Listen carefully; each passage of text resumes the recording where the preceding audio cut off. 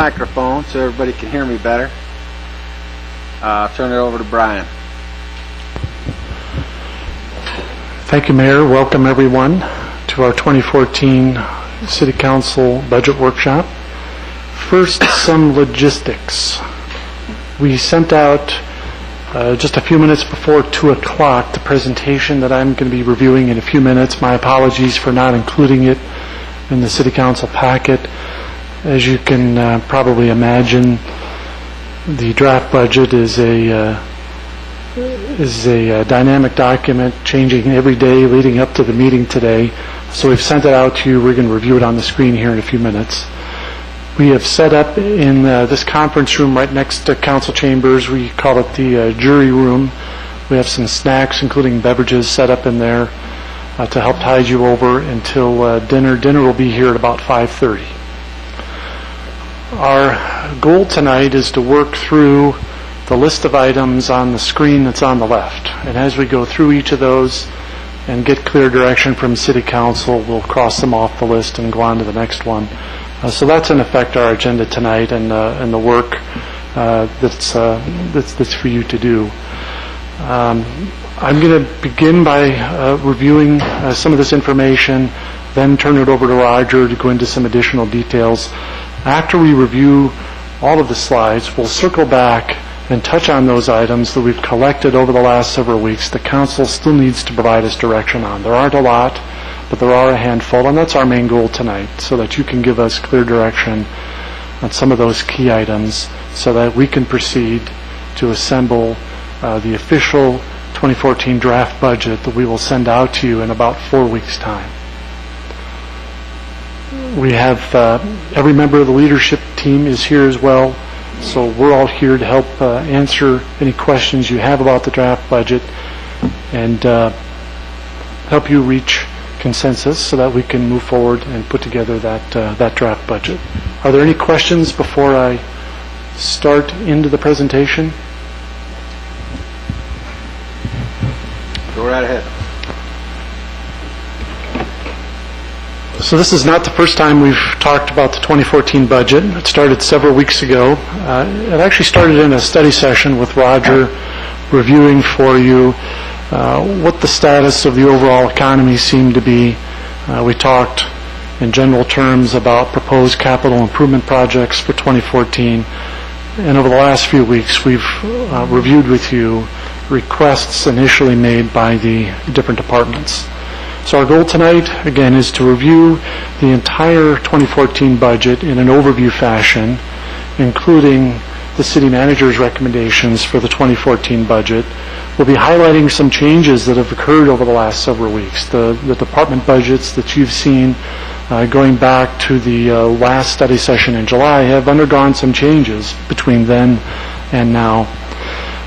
We are projecting a gap between operating revenues and operating expenditures for 2014. That's not an ideal situation to be in. It's the situation we found ourselves in over the last several budget cycles, so we have some recommendations for you on how to fill that gap.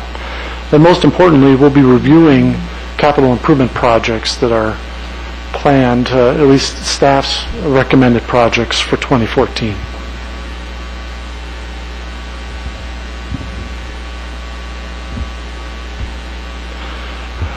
When staff begins to prepare the budget, it does start with an overall philosophy. It's our understanding of what we believe City Council's philosophy is regarding budgeting and relates directly to City Council's goals for improving the Commerce City community.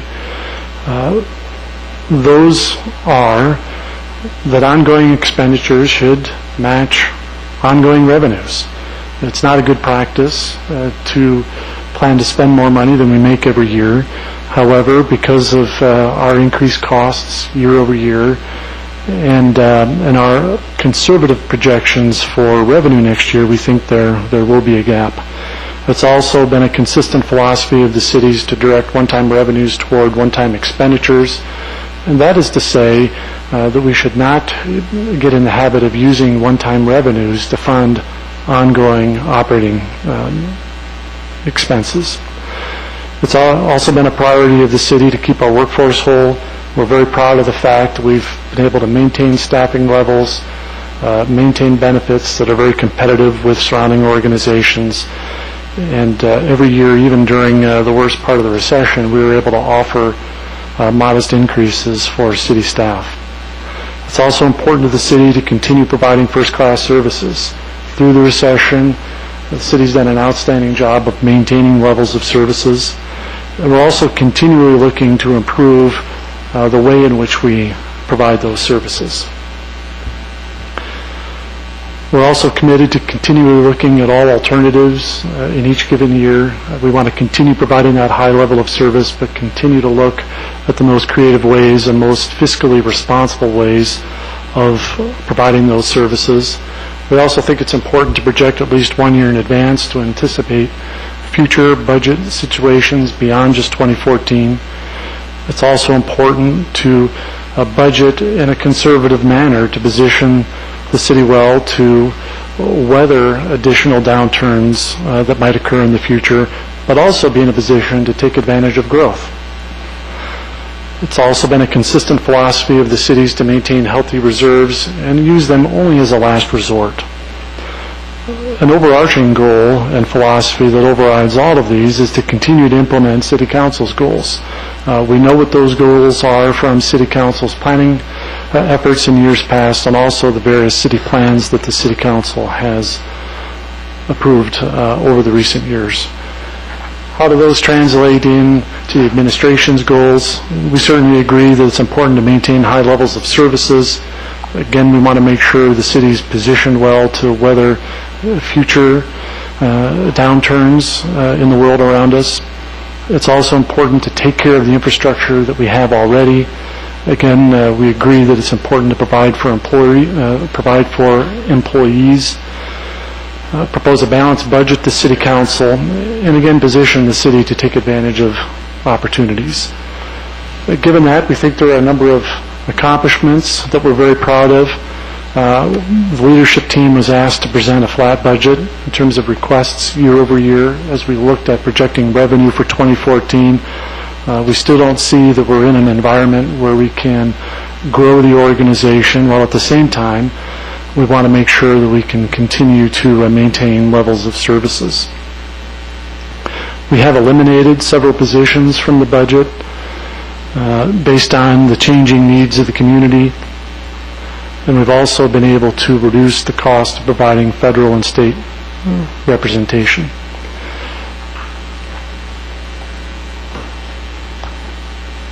One thing I overlooked, we are eliminating some positions, but one thing you will see, and you did see in the police department's initial budget recommendation, was the possibility of adding positions to the police department's budget.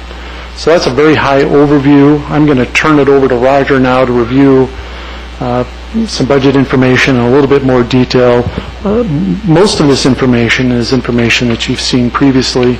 It has changed a bit as we've refined the budget over the last several weeks. Thank you, sir. So, talking about the base budget, I'm going to slice and dice this several ways, and hopefully that answers some of the questions that may come up. But just looking at salaries, you can see that the salaries have run about $22 million 2013, this current year, and what's proposed for 2014. There's actually about $130,000 increase there overall. And then in terms of benefits, those pretty well track the salaries, so they bounce up just slightly as well, just about $90,000. And then looking at our operations and maintenance, refuse, of course, increases by approximately $100,000, and utilities went up slightly, and then all others went up almost $200,000 as well. So the total expenditures compared to this year of $49,000 or $49,358,000, what is being proposed for 2014 is $49,912,000. So fairly close, about less than a $600,000 increase overall for the general fund. Then looking at the operations of $49.9 million, You also have a small transfer to Housing Authority, a small transfer to the Elected Officials Retirement Fund, and then debt service, that's for the revenue bonds that were issued for Quebec in 56th Avenue, and that runs $3.2 million. And then what's proposed is a $786,000 transfer to the CIPP fund, the Capital Improvement Program. And so the total of that would be $54 million. But in addition to that, there are supplemental requests, and those fall into the categories of special consideration items and budget enhancements, that type of thing. And you can see that there were no new vehicle requests that are being recommended. Special consideration items, which are one-time items, nothing is being recommended. There are new positions that are being recommended, 299,000, but those are offset by some positions that are being eliminated, and I'll get into that a little bit more. So you can see some of the other additions. One budget reduction was offered, that's in the court division, and that was to eliminate that $50,000 for prisoner housing. So total of that, the requests were $9.2 million, but what's recommended is $1.1 million, and the general fund impact would be only $760,000. In terms of the overall requests, estimated revenues $52.2 million, and then all requests $53.9 million. That would give you an initial gap of $1.7 million. However, there are recommended net reductions due to position changes, and so the net gap then would be $1.6 million. So looking at this just a little different way, again, $49.9 million. Salary savings, $277,000, and then $50,000 removal for the court prisoner housing. That gives you a subtotal of $49.5 million, and then new positions that offset some of those salary savings up above, $161,000, and the additional equipment, those other items that we talked about just a minute ago. So that gives you $53.9 million. So again, here's that $53.9 million broken out by debt service, supplemental requests, and transfer to CIPP. And against the revenues, again, preliminary gap, $1.6 million. So looking at that, here are two ways we could fill that gap, and we'll come back to this question because that's really a city council question, it's a policy question.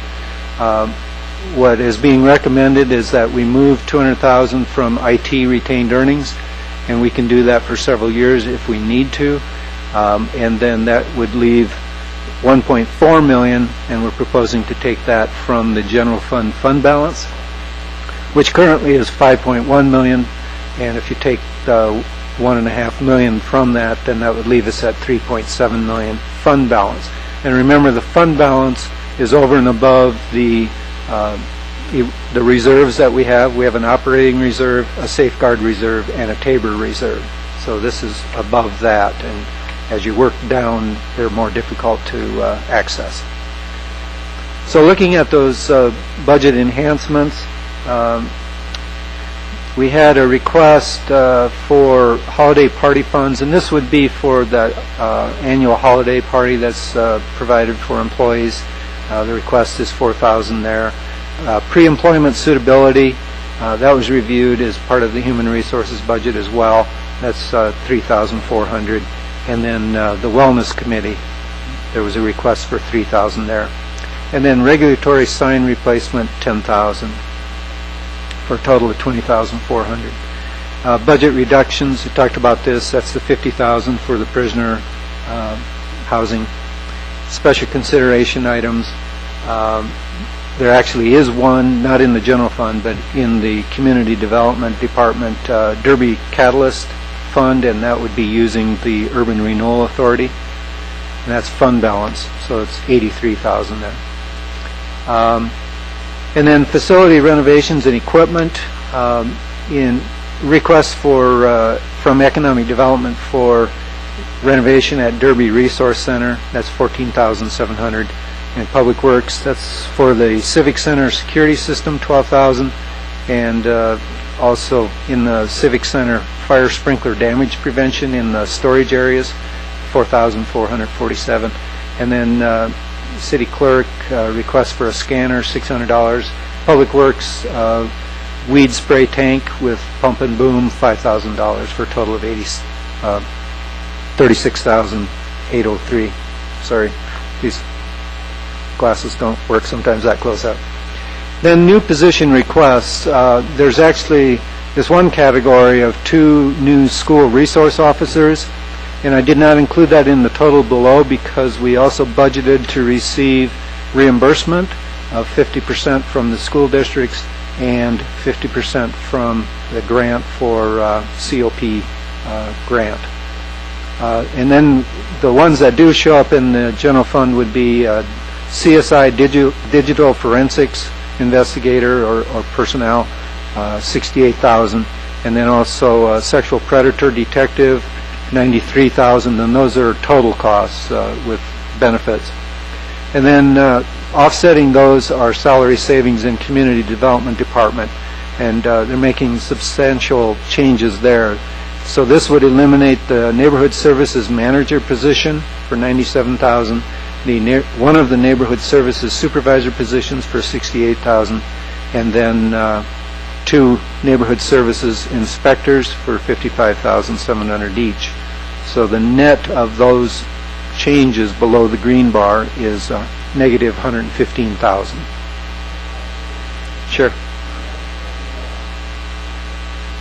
To make sure that we're going to be able to keep our service level up in the neighborhood services department by eliminating the inspector positions. Can you speak on that real quick?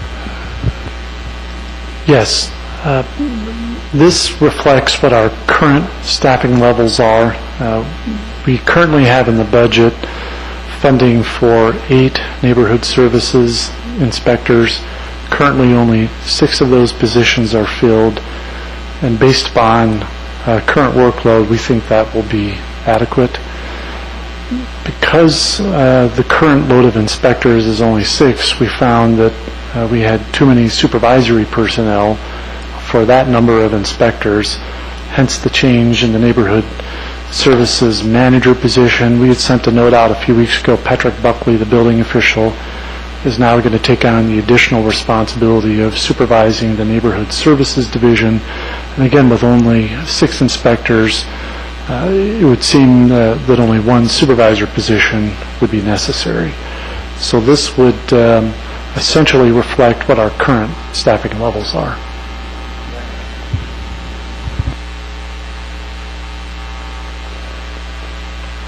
Now, in light of the economic conditions, we're recommending that these various enhancements or changes and the new positions be approved and funded, but that we assess in the first quarter what's happening with the economy and with revenues, and then they should be authorized only as the city manager determines that there's adequate revenues to move forward. So that's the recommendation connected with those positions and those facility renovations and budget enhancements. So then looking at the departmental budgets and variances, again, we're showing the amended budget, the requests, and what's proposed, and we break that out by the 4 major types of expenditures: personnel, services and charges, materials and supplies, and capital outlay. So looking at legislative, again, we'll return to legislative after I run through all of these departmental budgets. We'll come back to the legislative.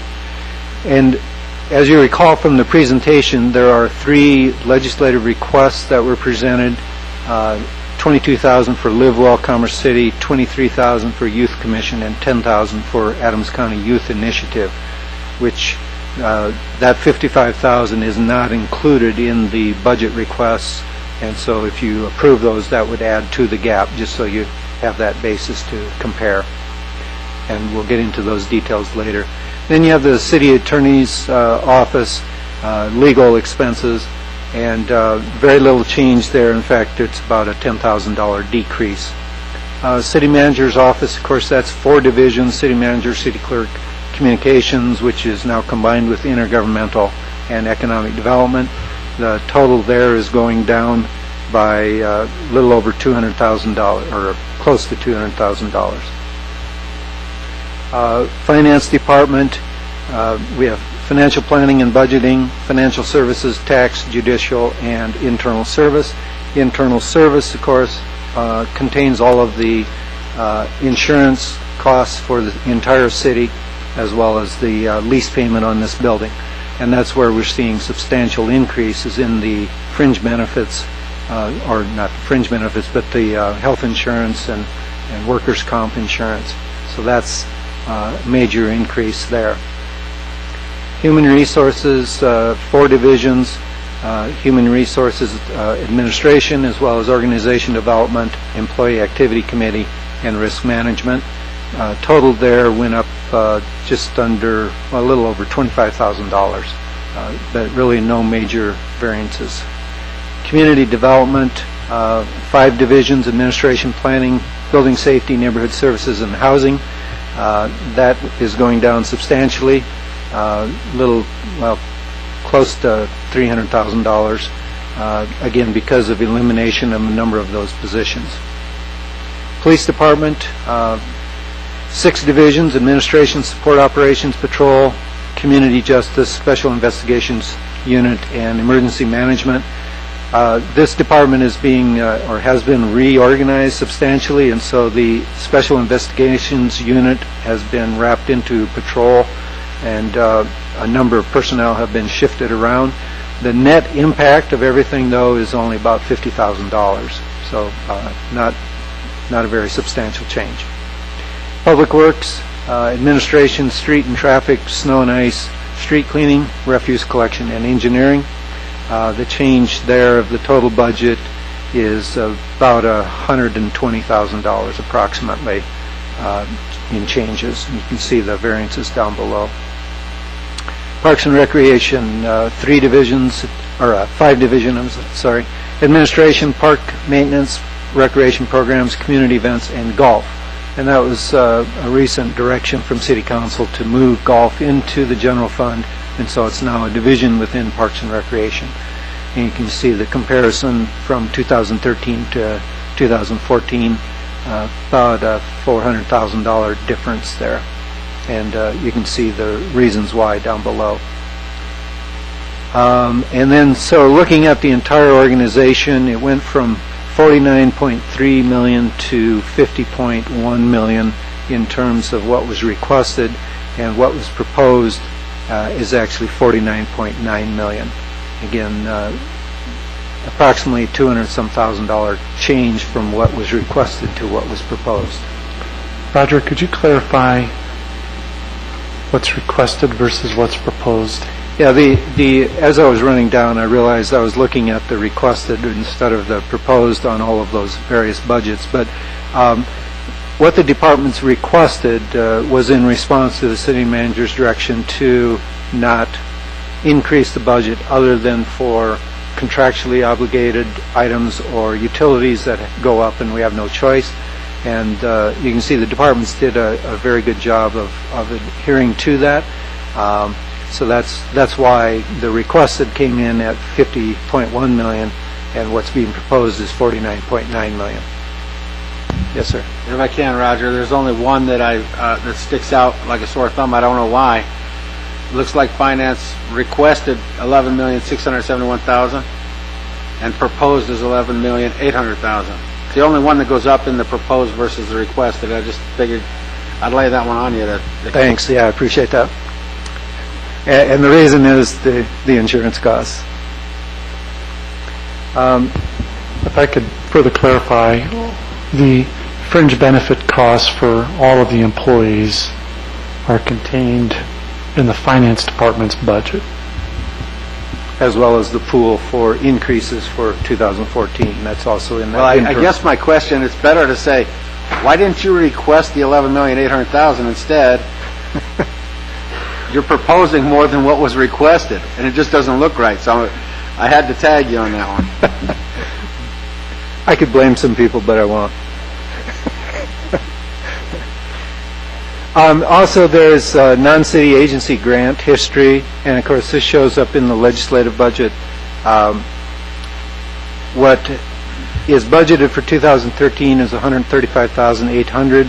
Of that, $120,000 for the grants that you run through the Quality Community Foundation, and then there's a little bit money for golf tournaments and nonprofit fundraisers, and so those were what you see for 2013 is year-to-date actual expenditures. So there's $128,000 spent of the $135,000, and then what's proposed for 2014 is $131,800. But again, that's one of the details that is for council's discussion. So comparing 2013 to 14, 2013 budget $53.3 million, and 49.3 of that was operations, including the golf course, and then 2014 $54,011,000, and of that operations was $49.9 million.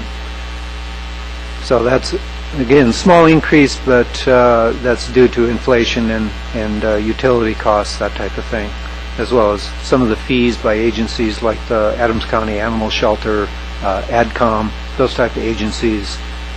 We cannot control those costs. And then health insurance premiums, we're closing in on that, but it'll be mid-September before we have a final recommendation that can be used in the budget. 2013 summary to date, revenues, our 6-month actual is $23.1 million compared to $48.4 million. You can see that's not quite 50%, which is where we would want to be through June. And then we have not moved any of the transfer funds yet at this point. So out of the $50.8 million total budget, 23.1 is what we have received. And expenditures are 24.4 million. So you can see there's a little bit of a gap there, or revenues are 1.3 million below expenditures approximately. And our revenues are below budget by about 4% in the first 6 months. Now, part of that is that the state is always running behind on their revenues that are shared with us. So we think we'll be ending up at the end of the year at approximately at budget. But again, we have to monitor it. And if I could interject, go back to the previous slide for a moment, Roger. The 2013 approved budget projects a gap between revenues and expenditures as well. That's the purpose of those transfers. The hope is that revenue will be higher than expected, expenditures will be lower than expected, and we won't need to transfer those funds. So that's the purpose and why we haven't transferred those funds yet.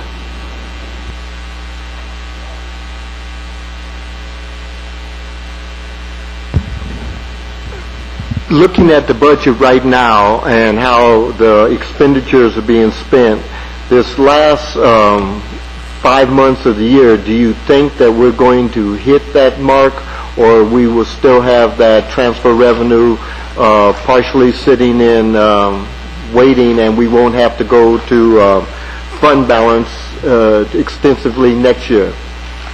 Well, looking at the expenditures for that first 6 months, you can see it's below 50% as well, because 50% would be 25.4 million, and we're at 24.4 million. So, first 6 months, expenditures were $1 million below budget.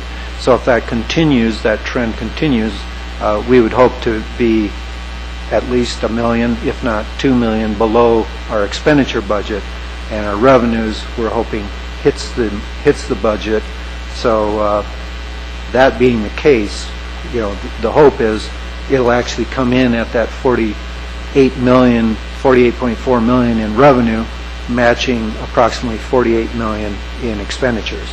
Okay. So, adding on to that, how are our building permits weighing out right now? Are they above what we projected for this year? And do you know how far above, and what it looks like for the last half of the year if the weather stays considerably the way it's been? Well, in the first 7 months, we exceeded the budget estimate for building permits. So anything beyond that is gravy from, August through December. Assuming that the weather holds, it should be a good year. So that has helped us. Where we're down currently is in the use tax that is remitted by businesses. Our sales tax is looking decent. It's on budget, on track, but use tax is down. So, and then also audit revenue is down. But we've had 3 vacant positions for some time. So, combination of all of those things, and then also our investment revenue is down because interest rates have dropped Right. off so dramatically. So it's a number of factors, but you balance everything out.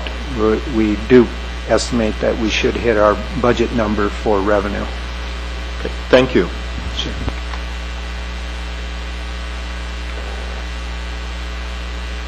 In terms of compensation, the current budget numbers assume a 2.5% pool for wage increases, but the actual amount given will depend on the performance evaluation of each employee. And then turning to the capital improvement proposals, and we'll run through these really quickly. 104th Avenue Phase 3B, that's a $25.4 million project, and we have ways of covering that through the Northern Infrastructure General Improvement District, as well as road impact fees, and also we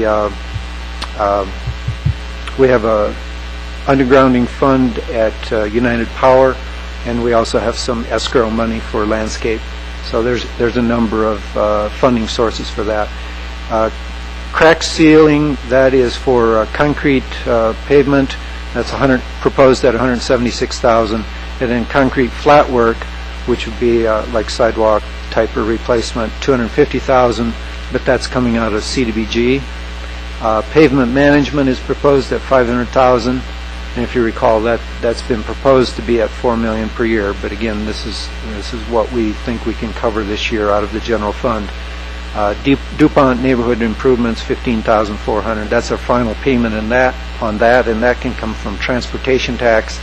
Highway 2 shouldering work, we're proposing $500,000 from transportation tax and $2.1 million from grants. But again, that depends on the ramp project, and if the ramp project is funded, then these funds would shift accordingly. Sidewalk connectivity.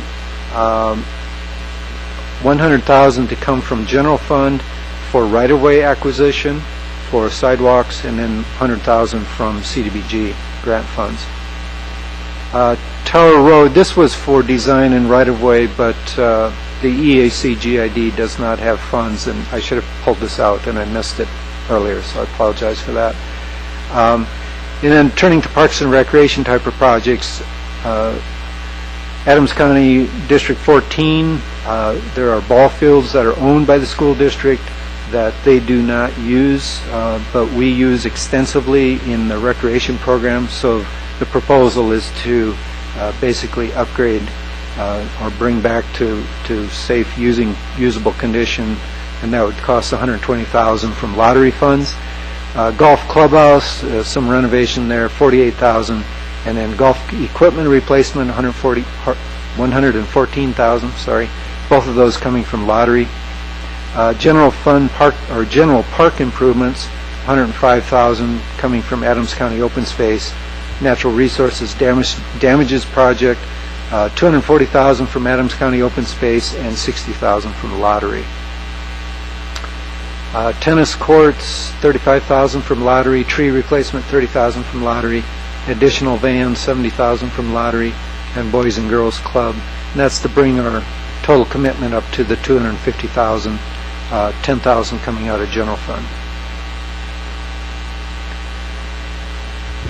So what's being recommended is primarily for funding are projects that can be funded out of our restricted pass-through funds, lottery and Adams County Open Space, as well as Adams County Transportation Tax and Solid Waste Tipping Fee. And then we also have some road impact fee money that could be used. But we're proposing $786,000 from the general fund.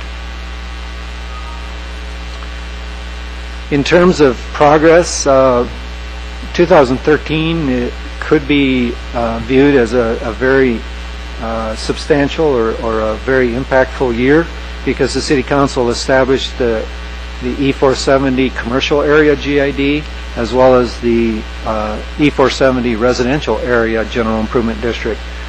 So those join the Northern Infrastructure General Improvement District, and those can fund a substantial amount of capital improvements in the future once development starts that builds up assessed value. In addition, you approved placing a question on the ballot regarding the $137 million of bonds for the 5 new projects that are to be built in 5 years.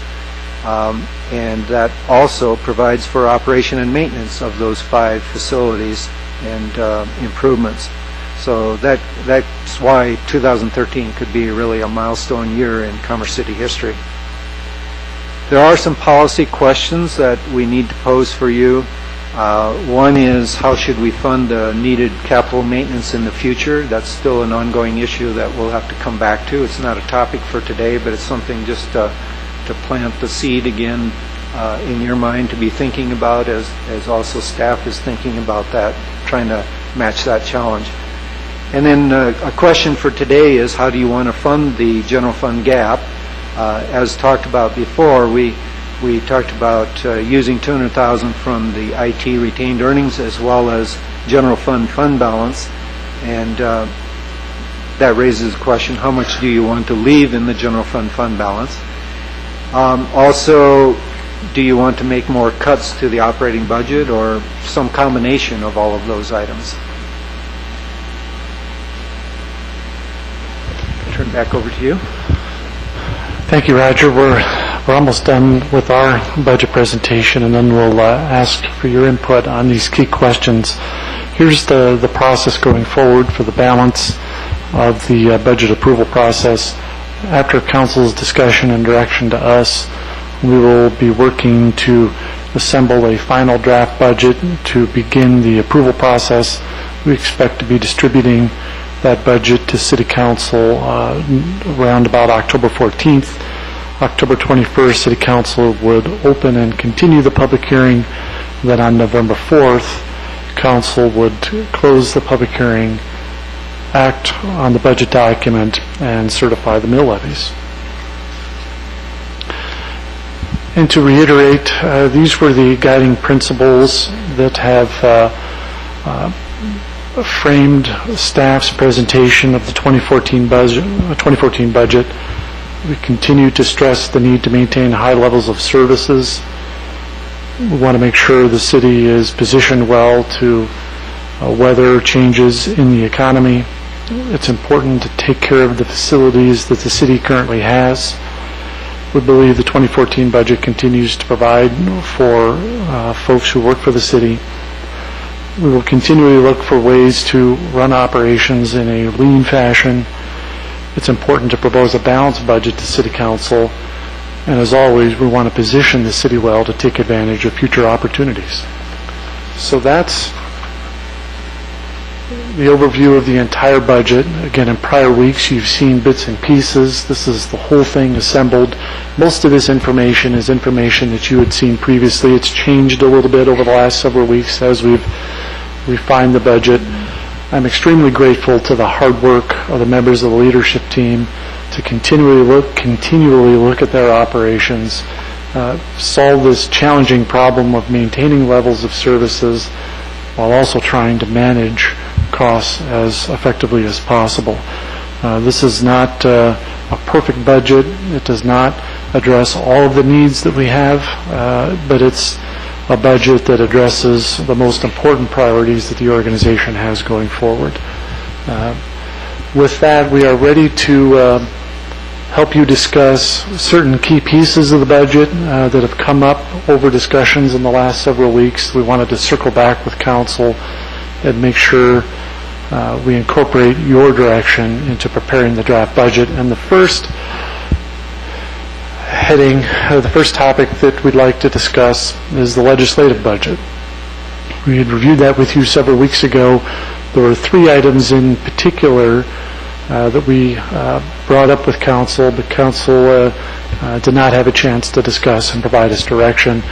But as always, we're happy to answer any questions you have about the legislative budget and incorporate any additions or deletions you would like to see. The 3 particular areas that were discussed when we presented the budget originally, let me flip to them here. One was the Liverwell Commerce City grant-funded position. It would be a position that would be funded part by the city through a grant and part through community enterprise. I have that right, don't I, Carolyn? The city's portion would be $22,000. It would allow this important work that's occurred over the last several years to continue. The City Council and staff had also discussed the possibility of adding some additional funds for the operation of the Youth Commission. We had detailed those, and we can bring that detail back up for you. And then finally, there has been a request to provide $10,000 to continue the work of the Adams County Youth Initiative. So we're happy to discuss any of those with you. I was instructed to ask about the Cultural Council. Now, would that come under the legislative budget, or is that under another budget? This would be under the legislative budget, so this would be the appropriate time to bring that up. Yes. Okay. There's been a request by the Cultural Council, and at one time they thought they were in the budget for this money for $5,000 for the Cultural Council to have in their budget in order to do events, and because basically they haven't had any money in their budget, and they've been doing most of their events and everything through grants. So I know there was supposed to be a one-time money, $5,000 in it. I don't know where it's at. I don't know, but I think you could explain that. There is currently in the budget $5,000 that was put there for the Cultural Council's use. We had it labeled incorrectly in the budget, but it is there in the 2013 budget. So that money, if unspent, could be carried forward into 2014, but there is $5,000 that could still be spent in the current budget year. Okay, so we can, without doing anything to that legislative budget, it could just move forward to 2014 and then be relabeled as Cultural Council. That would actually require that council ask us to put that $5,000 in the 2014 budget. If it's not spent this year, it in effect would be rolling over, but if it's your desire to budget $5,000 for the Cultural Council in 2014, we would have to add that to the budget.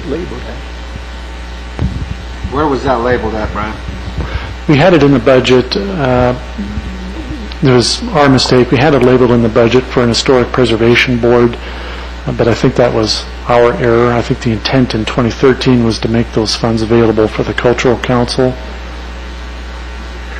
But none of that money has been spent in the current budget year. Well, I'll wait till others speak before I move forward with a motion or anything. Jason? Given that the dollars are there in program for 2013, I mean, unless there are specific items that they're intending to use those dollars for in 2013, I think it would make sense to probably take the action to specifically reprogram those dollars for next year if we can.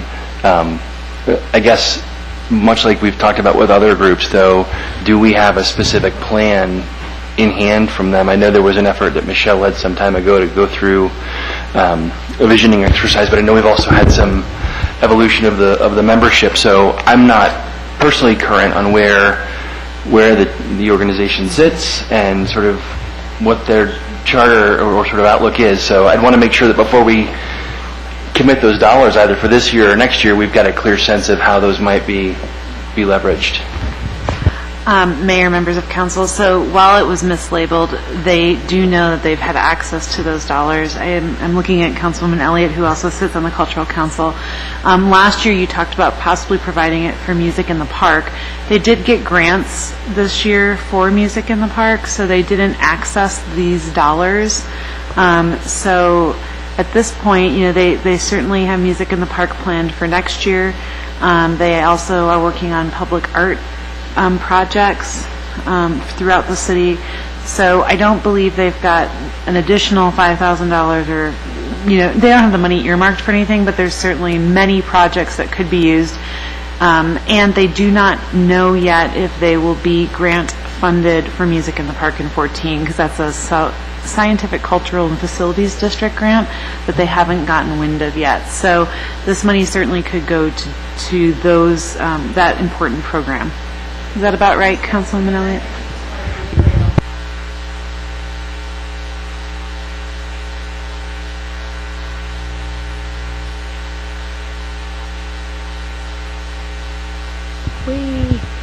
Hello. Is it on? Golly. Oh, it was on. Hello. Everybody hear me now? Okay. Is this thing on? Just going back to that, again, we may not be eligible. It's a year-by-year chance. It's a gamble. So at the last meeting, it was questioned as far as whatever happened to that $5,000. And that was something that I wanted to investigate, but I wanted to wait until we were in this forum and be able to discuss it openly with council. I guess this question is going to be more for Councilwoman Elliott. Is the Cultural Council in shape right now for the rest of the year to not have to utilize that $5,000 and roll it into next year's budget? Or do we need to consider whether we need to put $5,000 into next year's budget if there is a need right now? And I have to rely upon you as the Cultural Council member to let me know financially, is the Cultural Council going to be okay through the rest of the year without using that money? Well, basically, the answer to that question would be yes. And the only fact is because we don't have any major events planned. We do have enough funds to carry us through the end of the year for any smaller events like the art exhibits that we have. But basically, our biggest expense is the Music in the Park series. And it continually goes up each year because different bands that, we try to bring in a variety of bands, and each time it just gets more and more expensive. So do you think the Cultural Council would be acceptable to us pushing those funds into next year's budget and relabeling them to Cultural Council and not have to worry about coming up with additional funds for next year? I would believe so. I mean, speaking on behalf of the council, and I think J.D. were here, that she would agree with me as well, that I think that would be a good That's good what I needed to procedure. hear, is Yes. where the Cultural Council is at. Yes. Great. Jason? It sounds like, again, would be good to the mayor's point to get those dollars in next year. But I would assume that the Cultural Council is still going to try and aggressively pursue grants where they can. So, ideally, that's where the funding would come from, and potentially these could be used for some other purpose, expanded purpose of the Cultural Council. But put in place for next year. It gives you guys an insurance policy on protecting that program, which is key. Definitely. Okay.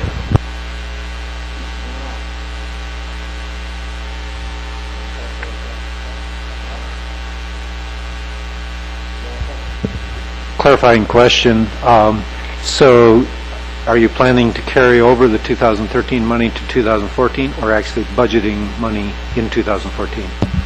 What I just heard is that from a Cultural Council representative, that they're comfortable pushing the $5,000 that's in the budget for 2013 into 2014's budget and not having to add additional, so it would just roll over. Is that, that's the way I understand it. Does anybody else hear that differently? Can I add to that? Mr. Bullock? Can we make it a budget item instead of saying Historic Preservation Board, even though we roll these dollars over, that $5,000 will be a budget item on our budgets for Cultural Council next year and in the future, so each year we don't have to go through this worrying about it. If it's rollover money and they don't use it, we know it will always roll over into the next year. If they do use it, it will always be a reoccurring budget item. That would be our intent. We will include a line item in the legislative budget for 2014, $5,000 dedicated to the Cultural Council. The understanding, though, will be that the $5,000 in this year's budget will simply go unspent. So the source of that $5,000 in next year's budget will really be the leftover funds this year. We don't traditionally, in accounting terms, carry the money over, but the money this year will simply go unspent, and we'll provide for it in the 2014 budget. Okay, wonderful, thank you.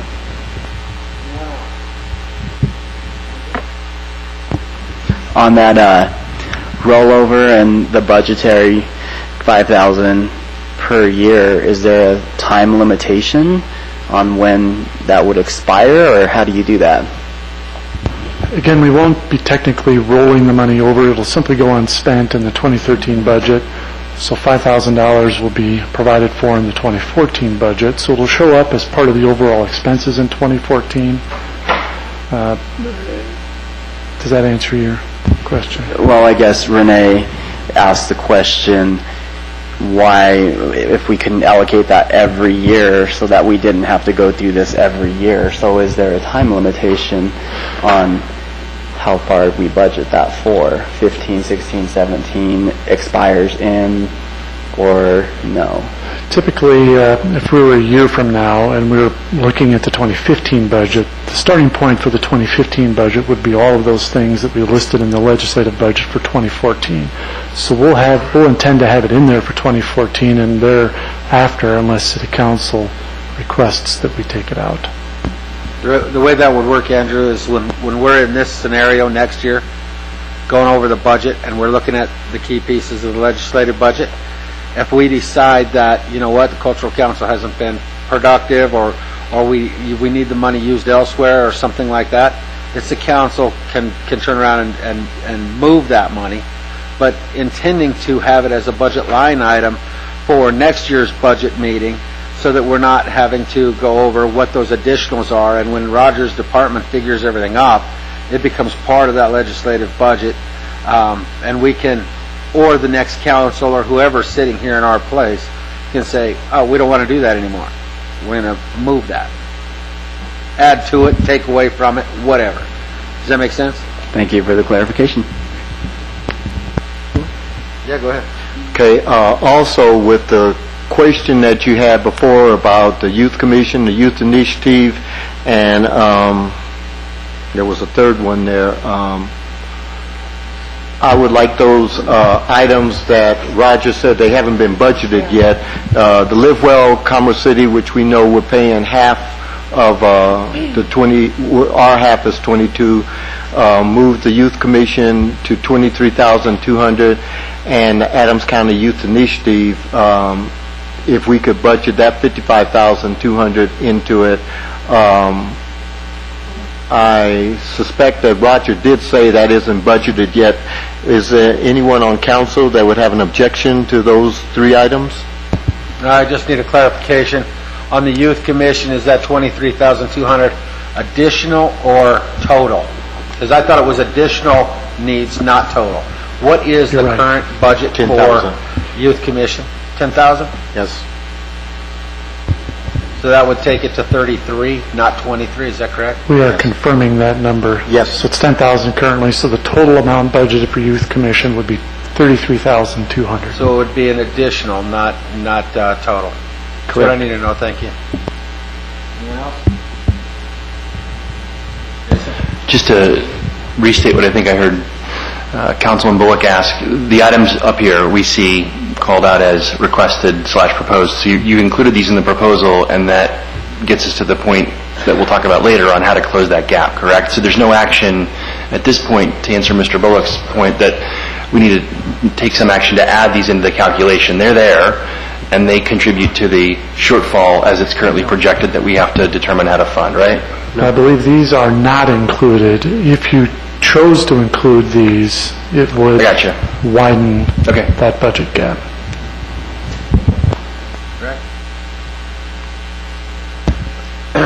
I'm guessing that right now staff's looking for council to determine whether you want to put this into and add this to the legislative budget so that they can continue to work the budget forward until we make approval in October, or if the council would rather not make these additions. Is that correct? So I need to know how the council feels. I'll start with Mr. Douglas. I think the requests are, as we see them right now, are just fine. Okay, thank you. Councilwoman Elliott?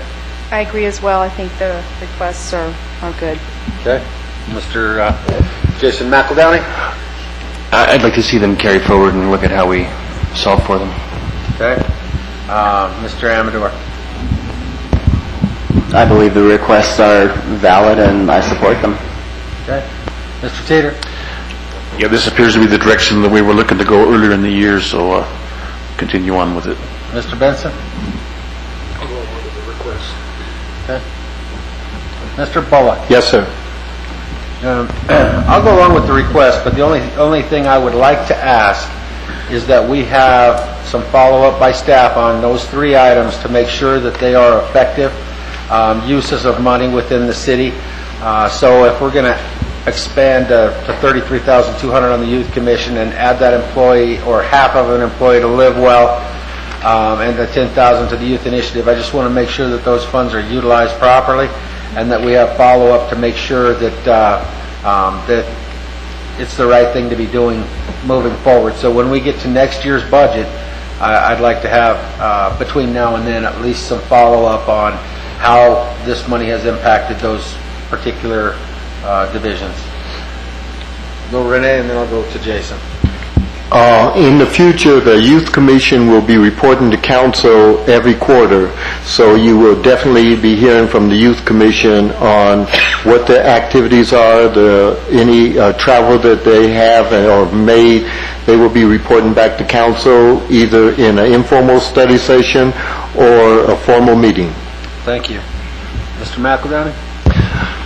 Excuse me, in terms of the Live Well Commerce City item, I think we had at least some commentary, I can't find it offhand in our past packet, but about the benefit of that function, and I think it would be just helpful for us before we get to the final decision on this, if we can just get a bulleted list of some of the things that we can point to as contributions or benefits of that position. I think we all have a good mental picture, but to put some specifics in front of us, because I think when we did talk about it, at least at the high level, the return on that investment was pretty evident, but I think it would just be good to help us reinforce that decision. We'd be happy to do that. Okay. We'll do that between now and the formal presentation of the budget on October 14th. Awesome, thank you. Okay, so what I'm hearing from the council is that we go ahead and add those items, those 3 items into the budget, and that you'll give us a follow-up on the Live Well in between now and October. We'll also ask the folks at Adams County Youth Initiative to come back sometime during 2014 and report on the progress of their efforts. And the 4th item I heard consensus from council on is $5,000 for the Cultural Council. We'll make those 4 changes to the legislative budget. Thank you, and I would like to request that if we're going to be considering the $23,200 for the Youth Commission, I'd like to see the Youth Commission leaders. I know Renee and JD both serve on that. I'd like to see the Youth Commission come before the council and do some kind of a formal request just to have them active in their learning curve on government. Okay, thank you. The next item on our task list for tonight is to review the capital improvement projects that staff has proposed for 2014 and see if City Council has any additions or deletions to that list. What you'll see again on the left is the list of projects, and on the right is the source. Those sources, those projects that are being funded out of the general fund are part of that general fund budget total. So the gap, if you will, is in these projects are reflected in the budget and helped get us to that gap of about $1.6 million. So are there any questions or comments?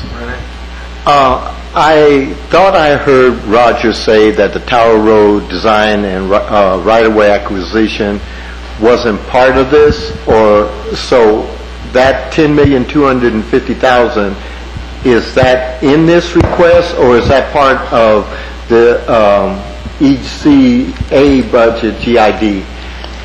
It needs to come out, simply because, number one, that general improvement district doesn't have enough assessed value at this point to fund the project, and if the ballot issue passes, this becomes a moot issue anyway, because it would be funded through the ballot or the bond proceeds authorized in that ballot measure.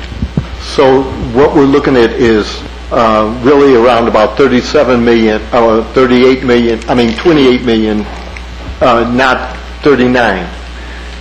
Yes, that's correct, but also keep in mind that this 25 million is funded through the General Improvement District, the Northern Infrastructure General Improvement District, so it's really the projects in between there that are the questions for council right now. So, in pavement management, last year we added another $500,000 to pavement management to do extra projects. Now, I know it sounds ridiculous in my mind, so I know it's going to sound kind of crazy in everybody else's mind. Because the 25 million and the 10 million aren't in this request, if we added another 500,000 to pavement management again this year, would that put us at more of a shortfall, or would it basically... Do you understand what I'm trying to get at? Okay. Yes. The current budget, as we've presented in an overview fashion, shows the gap between revenue and expenditures in the general fund of about $1.6 million. $750,000 of that gap are capital improvement projects being funded out of the general fund. If City Council were to increase the amount of money budgeted towards payment management, it will increase that gap. In the 2013 budget, originally the gap at the time the budget was approved was about $1.9 million. City Council reappropriated $500,000 earlier this year, which means our total gap that we're expecting this year could be as much as $2.4 million. So the simple answer to your question, if you were to put more money, say another $500,000 into pavement management, the projected gap would go from roughly $1.6 million to roughly $2.1 million. If I may, Brian, I think that the council made a wise decision last year to not add it at this point in time, and to wait until we have our spring retreat and make sure that we finish the year up and that we have the revenue streams that were projected before we start adding to the pavement management. However, I know we need to add more to the pavement management, but I think it'd just be prudent if we did it in the spring rather than add it to the budget now to make sure that we finish out the year right. The only comment to complicate your discussion is by reappropriating additional funds in the spring, Public Works staff did not have as much lead time to plan and execute projects in 2013. If City Council has a strong desire to increase that amount, it would be more effective to do it now, but I understand your concern. We share the same concern. Will we have enough funds to be able to dedicate $1 million to pavement management? So I would certainly submit that for your consideration. If you're thinking that would be appropriate and we decide to budget that way, we have more options to consider on how to spend that $1 million. Well, and you know, last year we didn't have Maria, so I think that she's going to make sure that we're ready to go, but I still want to make sure that our projections turn out right so that we can be as prudent as we can with the dollars we have to work with. Jason? I think the other action that we had that came out of our near halting of the CHIP CO program was to have Public Works come back with a read back on really the strategy of pavement management in general, and I think we're going to hear back from staff on what some of the alternative approaches are that have come onto the scene and what the cost benefit of those might be, and looking at that life cycle cost. So I think, to me, if that's still on the docket to come back before us, that's going to be incredibly informative in helping us set our long-term sort of plan around pavement management.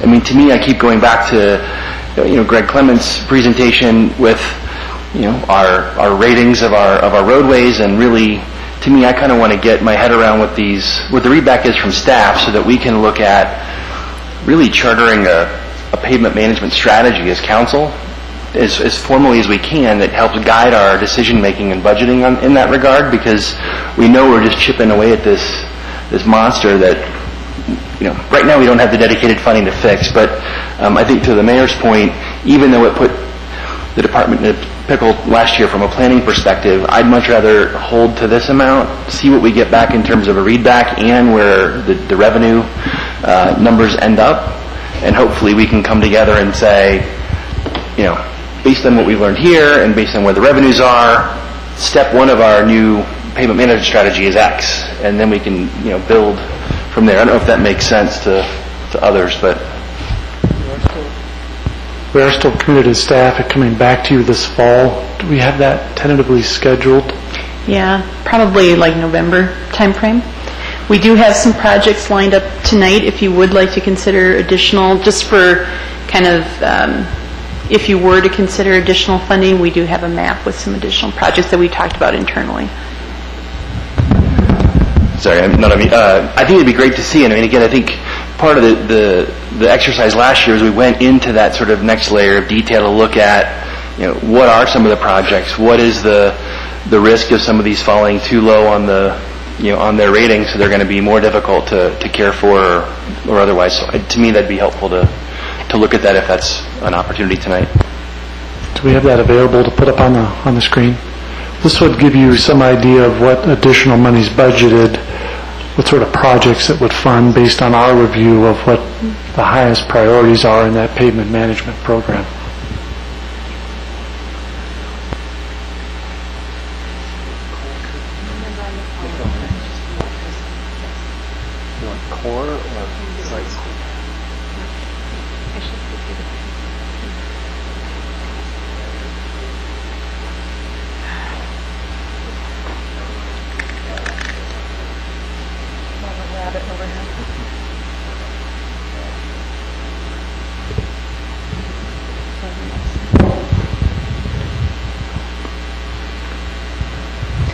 So just a couple of projects that we've been looking at. So as we've talked previously, really tying it back to the OCI, which is that 0 to 100 index, in order and we are working on a presentation to come back to council probably in October or November of this year, where we do talk strategically about the overall program and the various tools in the toolbox, if you will, chip seal, mill and overlay, other types of microsurfacing, different techniques that we can use, and to lay those all out for council.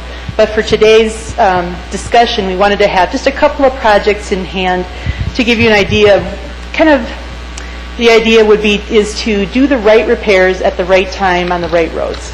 And these are those that really are at that cusp where we need to go back, do some what we would call a mill and overlay on these particular roads to really save them before major reconstruction is needed. They'll all be familiar to you, I'm sure. But Brighton Road, all the way between 104th and 118th, to be nearly $500,000 up there. That would probably be our highest priority, just given the deterioration and the amount of heavy truck traffic that we're experiencing up there. And then depending on the feedback that we get from the Water and Sewer District, we'd look at prioritizing between 64th, 60th, and 69th in some fashion these next four projects. Because, of course, if they're going to go in and replace the water or the sewer lines, we don't want to do the work ahead of them and just have them come in a year or two behind us. Instead, we'd work with them and try and prioritize one of those four based on the projects that they're anticipating within the next couple of years. I do have a map of these as well that we can pull up. But basically, what we'd be looking at is no chip seal for next year, because what we want to do is use our internal crews to go back and do that crack sealing for the areas that were chipped this year to make sure that we get all of them filled, and that really will take the amount of staff resources that we would have put in before this year's chip seal program, going back to seal those cracks to make sure that the investment that we did with the chip seal is preserved. So So this just shows kind of generally, so 64th all the way from Highway 2 all the way to Quebec, 60th here, essentially the same limits. And those are two major east-west arterials. And then 69th on the north side of Fairfax Park. Over there you can see just the deterioration that's occurring. And then finally, I think we had another drawing with Brighton Road here too. Road's bad.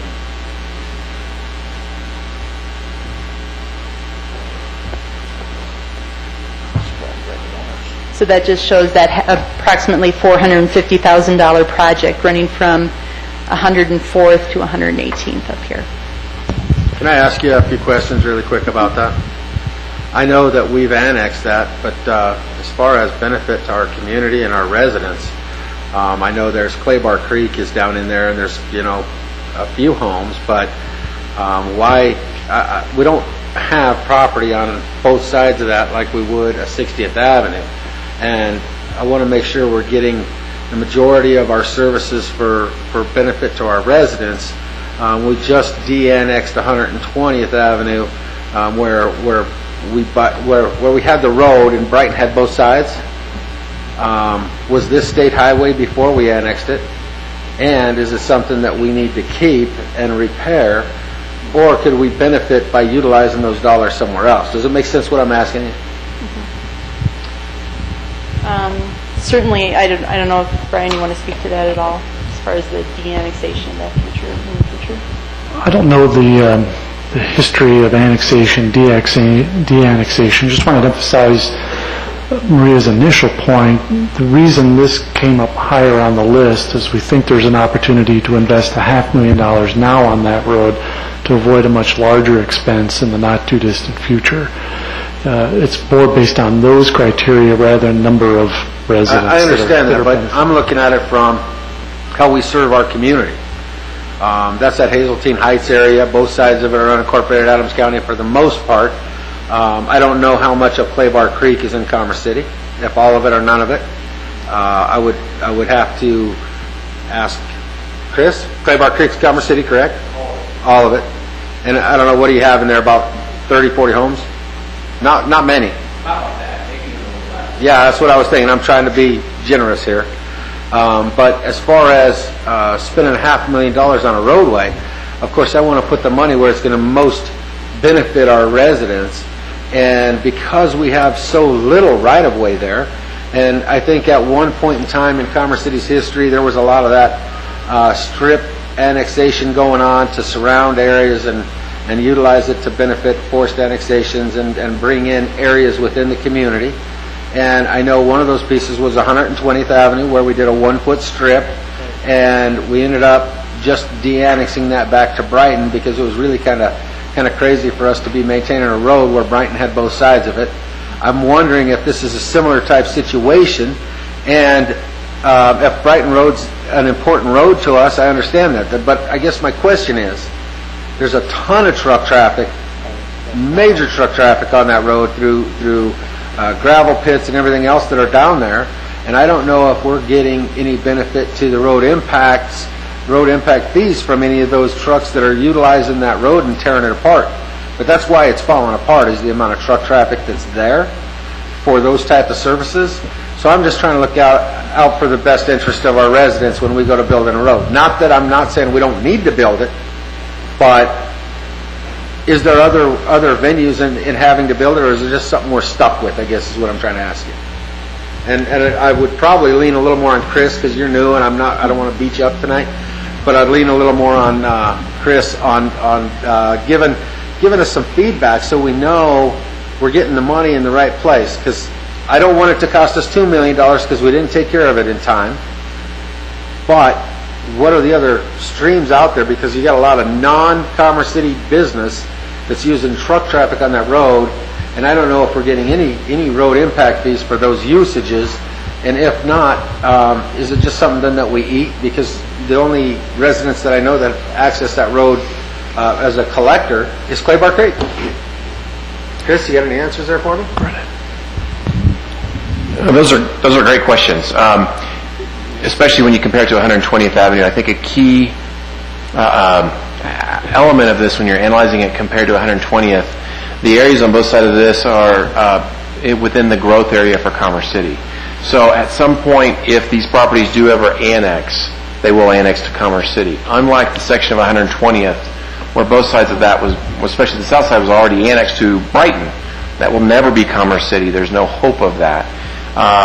Using right-of-way as to encircle properties to forcibly annex, I don't think is allowed anymore. However, you can use the right-of-way for adjacency purposes to allow properties to be annexed.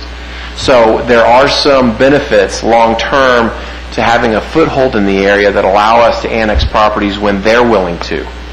And so, is that worth $443,000 per year? I would sort of start deferring that balancing question to, sort of the long-term maintenance cost. But is there a qualitative benefit to having a road like this annexed for Commerce City? My professional opinion is yes, there is absolutely a benefit. I get that, and thank you very much. But in saying that, I would ask, because of the benefit of that road to Hazeltine Heights, which we know is never going to change as long as we're around anyway, they're pretty much stuck with what they've got. And with the county, as far as servicing all those roads, is there any opportunity to go to some of our partners like at the county and saying, hey, you know what, this road's getting utilized by more unincorporated traffic, will you step to the plate and help offset some of these costs if we come in and build the road? So all I'm trying to do is get the best bang for the buck for our residents, and I'm not saying that we shouldn't have the road. I'm just saying I need to know where the balance lies, because I understand priority based on the shape it's in, but can we go and say, hey, Adams County, you know what? The roads in Hazeltine are great. You've been taking care of them nicely, but that's the traffic, and these gravel pits are the traffic that are destroying this road. We want to come in and fix it, but ultimately the benefit is to the non-Commerce City residents that are utilizing the road. So can we get a partnership in some way? Does that make sense what I'm trying to get to? It makes very good sense. We can certainly explore that if council ultimately decided to make that a top priority for 2014. Your other comments are very valid too. What's an appropriate use of these additional funds? Should it be more dedicated towards areas of the community that will benefit existing residents? That's a very good policy consideration, and that's why we've got a number of different projects there for you to consider. We did not expect you would want to fund all of them, but would want to have some choices in case you were interested in bumping that pavement management budget. Well, what brings us to mind is after dealing with the complaints I received at Worth Manor and seeing what Willow and some of those other streets that are our streets that 100% benefit our residents, it's really hard for me to spend money on roads that are beneficial to non-residents versus putting roads in front of houses that right now are, you might as well consider them gravel. I do know that I did get an update and that we need to look at doing a SID in that area, which is how most of the roads were built anyway in the city. For up north, those were all built by developers, and we haven't had to go in and replace them. We haven't had to do any SIDs up there. But I was here when we were doing a lot of SIDs. The last one was the Fairfax Park area, and I realized that we have ways to do those roads. What I'm saying is if that man on Willow's watching this conversation and seeing us consider, $500,000 to go on Brighton Road, where we don't get the bang for the buck with the resident that has to utilize the road. It's non-residential traffic primarily that's using the road. I know it's our road, and I know we need, I don't want to throw good money after bad later on. But what I'm trying to do is get to a balance of saying, hey, you know what, where are there opportunities for partnership with the county and some of these others that benefit from the road? Because I want to make sure that we're trying to be as responsible with the money for our residents than non-residents. Just a balance I'm trying to get in my head. Jason, you have a comment? Thank you. The road in question, as the mayor and I were talking before the question started, the nature of the traffic being, the vehicles that are accessing the quarries, et cetera. I mean, to me, if those are the vehicles that have damaged it, it's essentially activity that's happening outside the city right? And that's the wear and tear on the road. And, just say we were to write the check for $500,000 to go fix it, and then that very same activity continues to degrade that brand-new road that's still traffic that's not really ours. It doesn't seem like, to the mayor's point, that that's maybe the best way to spend our money, even if the cost of not doing it is that the road gets lost and requires reconstruction. And to Chris's point, it's a road that ultimately we want to have in our care and have at quality because it's part of the growth boundary. I guess where I'm going with this is, to me, there's it's like an extra question in a portfolio analysis, right? If all my roads are in my portfolio of things I care about, what do I know about each of those roads? What's the makeup of traffic? Commercial versus, residential, or, what's the contributor in terms of our economic development? Those are things that to me would be really key decision points in saying, well, gosh, I want to invest in roads that are going to help increase my economic development activity or potentially increase redevelopment in an area where we may not have it. If we could show that by fixing this road, we're going to turn properties in this area into more viable investments for the ultimate benefit of our community, then maybe that's a great idea. But I guess it's an interesting discussion to look beyond just the pavement management index into a broader, to me, kind of that 360 analysis that says what's the ED perspective and the planning perspective, and how does that maybe influence what of these roads might make sense to do first, second, third for that blend of factors. Not to beat this horse that's being beat, but when I look at 64th Avenue and the traffic that's on that, and 60th Avenue, and I sit between both of those streets, and if I was watching this from those two and saw the Brighton Road, I'd be thinking, wait a minute, I know that's all truck traffic, it's not, but those two roads have residential, schools, and everything else, and 64th is a road that sits right by our primary economic development effort with the dog track, and it runs right to our next primary economic development, which is here. So I would be thinking I would be changing the priority of those a little bit to get a better bang for the buck for the people that live in the core city here, and they make them a happier group of people then. And you're right about Hazeltine Heights. We will be dead, and I think that their kids will be dead before they ever decide to become part of Commerce City. Right.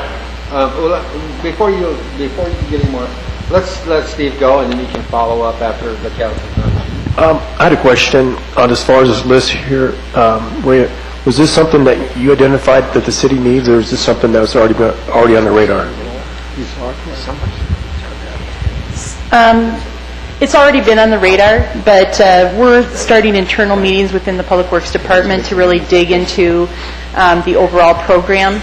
So this was just our first blush at what's already been in the 5-year capital improvement program, but with me starting to take a look at it and starting to dig into it a little bit more. So this is, though, tied to the OCI in that it's really those projects that are on the cusp, where if we don't invest within the next, 4 to 5 years with some of these streets, that will go into even more major rehabilitation that will cost even more. So those were the projects we were trying to target. All right, because I know on Brighton Road, 104th to 118th, I know many years ago I accidentally went down that street, and there really was, the time that I was on that road, and seeing the homes there, it's more of a backdrop to the west there, and just a lonely road there, so not very heavily traveled at all. And I understand about when this, as far as part of the city taking over that section or annex and all that, and then the partnership we have with other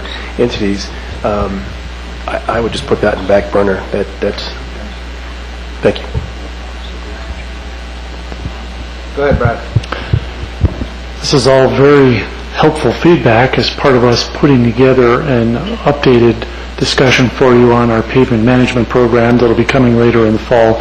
The reason these projects are listed is they're all valid, worthy projects right now, but knowing we can't fund all of them, it ultimately becomes a policy decision of the city council. So our development of the list is strictly based on that pavement management analysis, which looks at condition of the pavement, how much time we have to do a less expensive fix.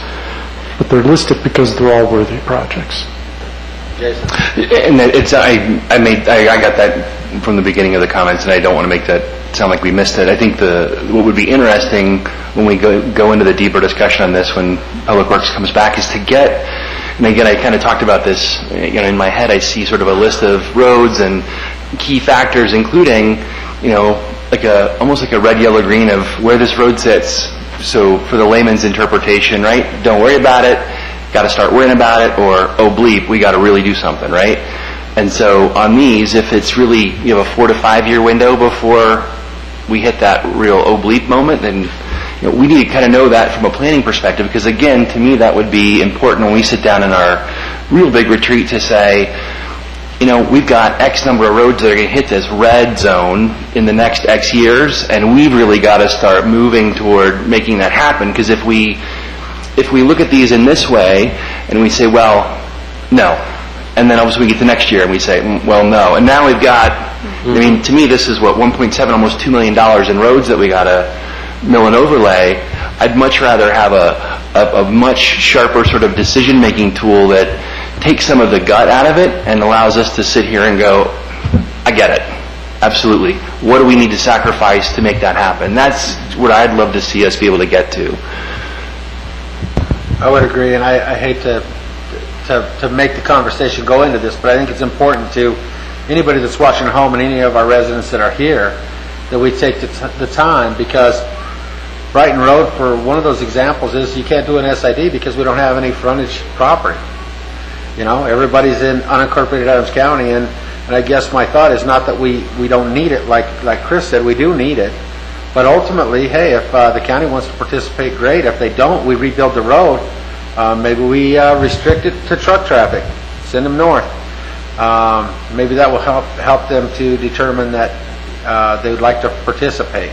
So here we are talking about SIDs to improve roads where we have residents that would actually kick in. And here's a road that we don't have that opportunity to do, and we have to fund it. And it's important to me we try to be as fair to our residents when it comes to road building as we can. And I realize we need to build it. I still, again, on these particular items, it's my privy that I'd like to wait until fall and see where we're at with this year's permits and everything else, make sure that we're balancing our budget. But I'm wholeheartedly supportive of building some roads in this community. And I know that list is a good list of roads that needs to be built. So not trying to say that any of the staff is bringing us roads that we shouldn't be doing. I'm just trying to relieve my frustrations on how do we get there and what's the priorities for us, because I know that Brighton Road piece, if we don't build it soon, it's going to cost us much more money because we're going to ruin the subgrade and everything else. So it's one of those things you do it now and it costs you a little bit, or do it later, it costs you a whole bunch. And I get that piece of it. But I had to say the things I said because I'm serious about talking to Adams County, who benefits from the gravel sales and everything else that come down that road, to say, hey, you know what, everybody else is benefiting from this road. Commerce City doesn't have a benefit right now from this road.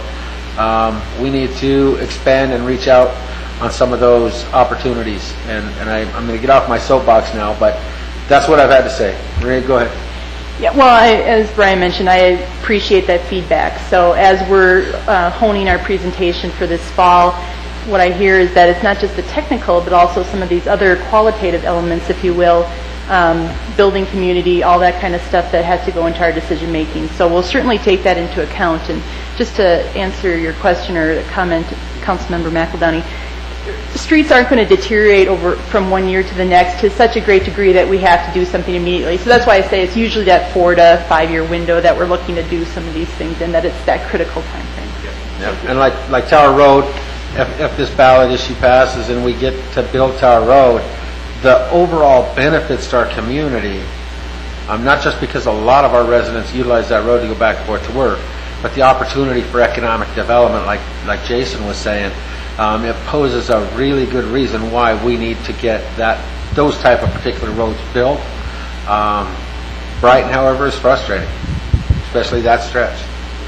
So for budget purposes, do you want to remain at 500,000 in pavement management, or do you want to bump it to the 620 to allow yourselves that flexibility once you have your fall discussion? Let me talk to the council. Mr. Douglas? Well, I'd say that 620 could be on there, but, I mean, yeah, for up to discussion, so I think prior to being on there, that gave us plenty of movement. Councilwoman Elliott? I agree. I think we just need to have a little more discussion. I mean, it seems that that's a feasible amount. It's not incredibly more. I mean, at least it's not double, but still, I think with further council discussion. Mr. McEldowney? I would say if the question is to include the 620 from a planning perspective, I think we do. I mean, obviously that's a corridor that connects us to the Victory Crossing. So again, I see an ED component there, right? I mean, if we've got commitment to improve the corridor, which is your primary western egress out of there or ingress, then that's could be a help in terms of making the site more appealing and all that. So I would say that I would include that one from a planning perspective and see where we get. Mr. Amador? I'm on the other side of the fence. I'd like to probably wait and not include it just yet, to see where we're at. But I do see the value in that 64th corridor with the schools that are there and the children and the improvements to the road. And I've driven that road numerous times. So I'm a little torn right now, but I think we definitely need to add that 620 into it. So yes, I want the 620 into it, please. Okay. Mr. Teeter? Yeah, same thing. I would like to see us wait and balance the budget, make sure we get the budget balanced first, and if we need to spend more then I'm for that. Okay.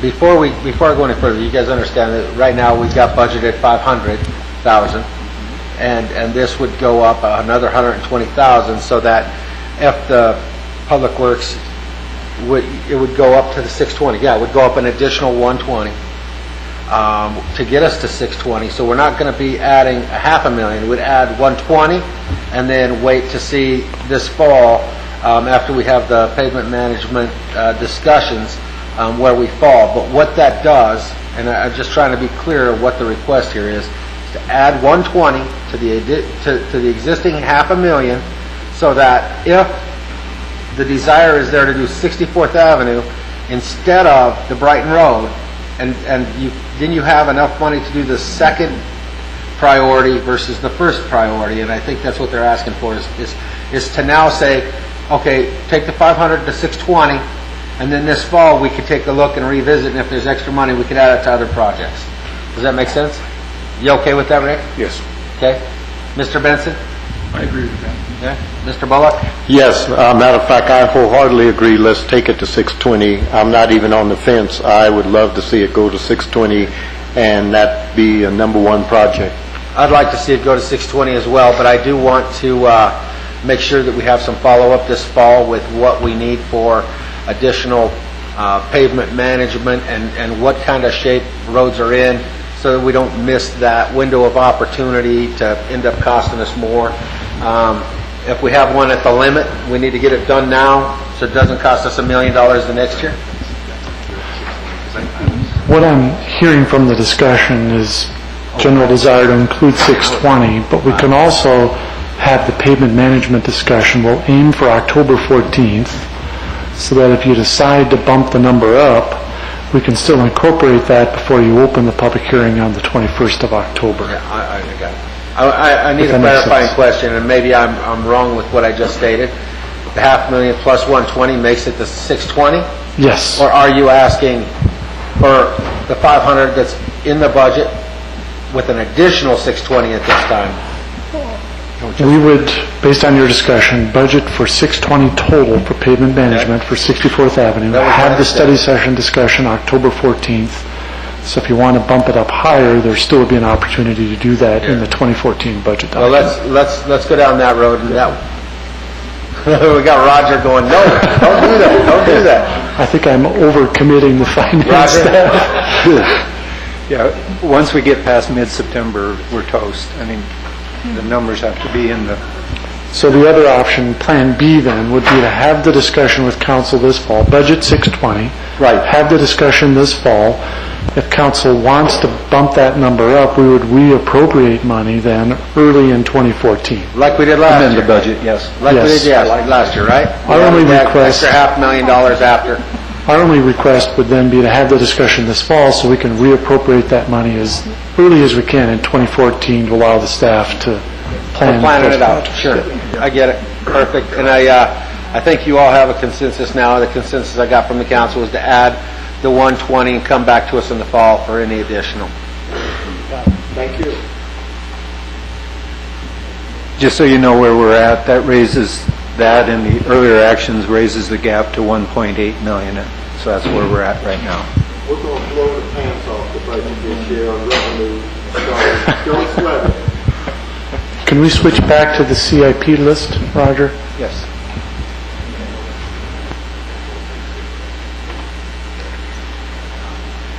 Roger's going to switch back to that master list of capital improvement projects for 2014 to see if there's any other discussion, any other additions or deletions you want to make to this overall list.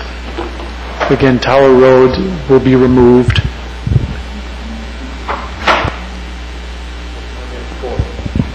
104th will be a part of the budget document, but it doesn't impact the general fund because it's being funded out of the Northern Infrastructure GID budget. Okay, as a council, after looking at this list, is there any of the other requests up there that you would have any questions about? That's great. Okay. Here's the second part of the list. Does council have any, okay, Rick? Just to clarify, Brian, is the sidewalk 100,000 connectivity, has that been handle our problem up here in Quebec on the south end? Does that come out of that? Let me ask staff, have we prioritized where that money would be spent yet? We have not, but we are looking at the list of basically gaps, if you will, all around throughout the city, and then we're going to prioritize those with the funds that we have, as Roger mentioned, using the 100,000 for right-of-way acquisition and the 100,000 for actual construction through CDBG. So I can't say specifically that the one in Quebec is, but we are looking at that. Thank you. However, what I could offer is, like the discussion we've just had on pavement management, we could bring back that list of projects and see if council has any comments before we let the contract. On that list of projects, Chambers up on between 104th and 112th, is that on that list also? Okay, Jason. I was going to say, just to dare to speak on it, I bet not, because I know this is one I brought up before. We obviously did the sort of temporary trail type solution between Heartland and 112th to enable some movement through there. But between the end of the sidewalk at the back nine in Reunion and essentially the new King Soopers improvements, you've got a drainage consideration. And I think when we heard about this last time, it was a significant cost because you can't just add the sidewalk, you've got the width concern over the current bridge, which has to get replaced. Is that a fair recall? That's an excellent summary. Okay, yes. I just remember this one because we've talked about it a few times. It's a huge importance because we had a lot of people moving through there, especially kiddos, and yep. Okay, that answers my question, so, Brian. Our overall intent is to invest this money in areas where there are existing sidewalks but happen to be gaps that are creating problems for existing pedestrian traffic. But we can come up with a master list, give some sense of priority from our perspective, and bring that back to council for your discussion early in 2014. Okay, thank you. That second part of the list, tennis courts. I think I know we discussed where those tennis courts are. Would you refresh my memory on the tennis courts?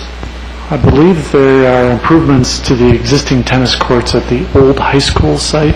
Okay, that's what I thought, because I still haven't been able to find them.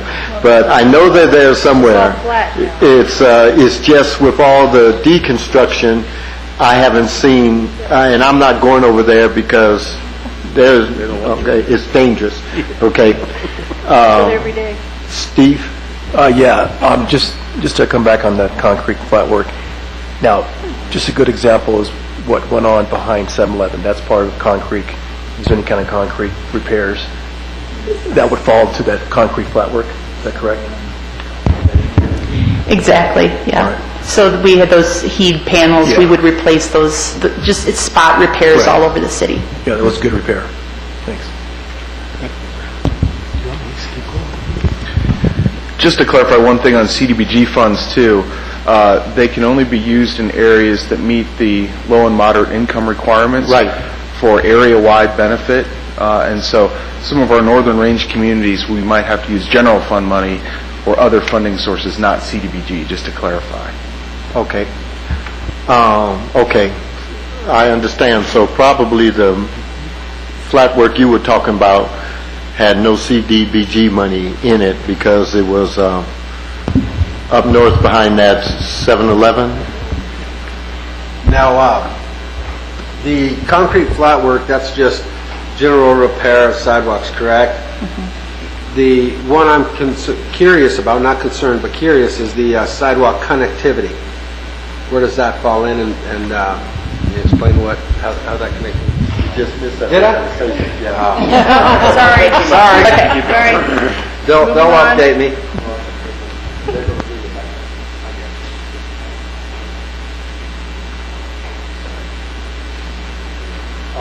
On the second part of that list, does council have any other questions about the second part of the list? And before we change, Mr. Mayor, do you have any questions? No. Anybody else on council? Okay. Thank you, Roger. Looks great. Thank you. Thank you.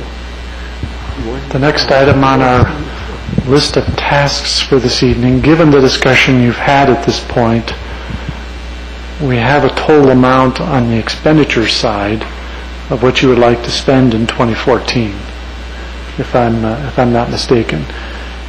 Given that, the discussion then is, how would you like to fill that gap? In the 2013 budget, you elected to fill that gap with general fund balance, which was essentially leftover operating revenue from prior years. We had proposed using a combination of general fund balance and $200,000 from retained earnings in the IT budget.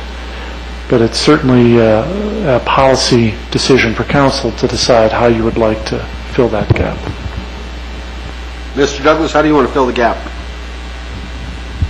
Well, I look at hiring 6 more officers for the police department. How do you want to fill the gap? Oh, cover the gap? Fill the gap. Fill the gap? Fill the gap.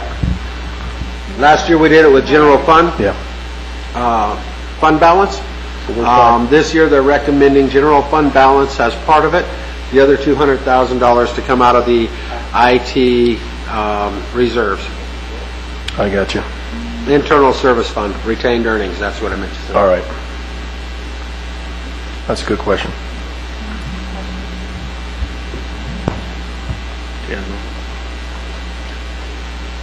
You good with that or no? Yeah, let me think about it. Okay, I'll come back to you. Miss Elliott. You're going to have to come back to me as well. All right. Mr. McEldowney. I'll jump in. We don't really have an alternative, right? I mean, there are only so many piggy banks from which to draw. We have pretty exceptional reserves, and we've got, obviously, as we talked about in the past, a tiered set of reserves. So I think it might be helpful to remind us of what those fund balances sit at. I think we touched on it real briefly or alluded to it at the top of the presentation, unless I looked away. I mean, at the end of the day, right, we've got to have money in the bank in order to pay this stuff. So we've got balances that we carry over from some of these funds, and we obviously talked about the technology fund, which again, makes sense. If John's not screaming and yelling that we're going to run out of, dollars for hardware, then I don't know that that's a huge concern. And we also heard from John in the lead up to this that they've taken some measures to virtualize a lot of the infrastructure. So hopefully John's okay. Otherwise, I don't think it'd be on the table for us to talk about. So whatever that recommended amount is from John, to me, makes sense as a starting point. And then the remaining delta, we really don't have another alternative other than to take it from the general fund, correct? There is one other option, and Roger can jump in if there are others, but one that City Council has used in a prior budget was retained earnings from the fleet replacement fund. So that's another alternative. Monies are accumulating in that fleet retained earnings account to be able to replace vehicles when we need to replace them. But over the years, some surplus has accumulated in that account. It's not designated to replace vehicles at this point, but at some point we would need it. Do we have information on what that fleet retained earnings is at this point? I mean, I guess my sense there is I'd want to know what the list of future needs is in terms of that, and are we going to put ourselves in any awkward spot if we were to tap into that? How deep would we go within reason? Are you able to pull that up, Roger? Fleet retained earnings is 1.3 million. Above and beyond what's budgeted for 2014. Correct. So that wouldn't be quite enough to cover all of it, but most of it. So between the technology fund balance and the retained earnings on transportation, those two we think we would be able to take enough from both to cover most of the need? Did I hear it? If I'm understanding correctly, we could use 1.3 from fleet retained earnings, and we would bump up what we would use from IT retained earnings from 200 to 300,000. Again, the idea being that we hope not to have to transfer that money, but if we needed to. But this is essentially where we earmark as the source. If we see ourselves exceed expectations on revenues this year, we're in good shape. If, on the other hand, we don't, we dip into that. But we're at this point with this approach, we would be avoiding having to make an impact to the general fund, withdraw from any general fund revenues. Is that right? That's my understanding. Is that correct, Roger? Okay. Well, the only or problem at least minimally. The only problem pulling that much from fleet is then the retained earnings there are essentially zero. Well, and sorry, I mean, maybe I didn't take, that's what I was asking earlier. I wouldn't want to dig into that beyond a point of comfort based on what our needs are going to be down the road. I wouldn't want to blow that away. So if we're talking about a third of that or a half of that, what might be a reasonable amount to tap into? And then, I mean, clearly the third puzzle piece would be general fund. Well, Roger, let me ask this question to help further the discussion. How much fleet retained earnings, department budgets place money into fleet retained earnings annually? What's that annual amount? Do you know offhand? It'd be the total of the fleet budget for the year. So each year, fleet retained earnings has money deposited into it, and we use that money to buy vehicles every year. So if we took the retained earnings out, essentially there would be no buffer in that account. Yeah, correct. But it is being replenished on an annual basis. So, I mean, and I'll turn the mic over in a second here. I guess I go back to the information on page. We've got $5.15 million sitting in the general fund above reserves. So above reserves, we're in phenomenal shape in terms of reserves. Why? I guess the discussion then would be why even worry about tapping into either of the fund balances? Let those stay pristine so that they're there. I mean, are we? Is there anything else we think we need to? We're talking about a portion of that we could then leave the remainder sitting in the fund balance as a surety against any revenue anomaly, right? That's essentially what our thinking was in making the recommendation. The reason for the $200,000 out of IT retained earnings, we have designated retained earnings in the IT account for equipment that we know we will need to replace at some point, but what's accumulated is an undesignated amount that isn't in there to replace any existing equipment. We use those undesignated funds to purchase additional equipment that we didn't anticipate, or that we don't have money in designated retained earnings to cover. But we think we've accumulated a surplus to the point where that $200,000 has very little impact on the operating budget. So that's why we're recommending primarily fund balance with a one-time correction to undesignated retained earnings in IT to help make up part of that gap. So our total number we're talking 5.15 minus how much? At this point, 1.6 at this point. I mean, I don't want to make light of it, but that's a heck of a lot easier decision than we've been facing in recent years in terms of how to try and make the gap close on some of these things that we wanted to do. I mean, we leave ourselves in a really comfortable place in my mind still. And we've not harmed either of those fund balances. That's assuming... I'll turn it over to other comments. And that's assuming the 200,000 comes from IT retained earnings. Because our total gap is 1.8, so 200,000 from there, that would leave 1.6. And to answer your earlier question, in terms of the fund balances, or the reserves actually, we have 4.6 in operating reserves, 6.6 in safeguard reserves, and then almost 4 million in Tabor reserve. So again, those are the three levels, most accessible being the top one of operating reserves. And above those is the fund balance that we just talked about, 5.1 million. So I guess my question is, Mr. McElhenney, what is your recommendation on how to fill the gap? I would recommend we do the 200,000 in funds from the IT fund balance and the remainder from the general fund. Thank you. Mr. Amador? I'd have to agree with Jason.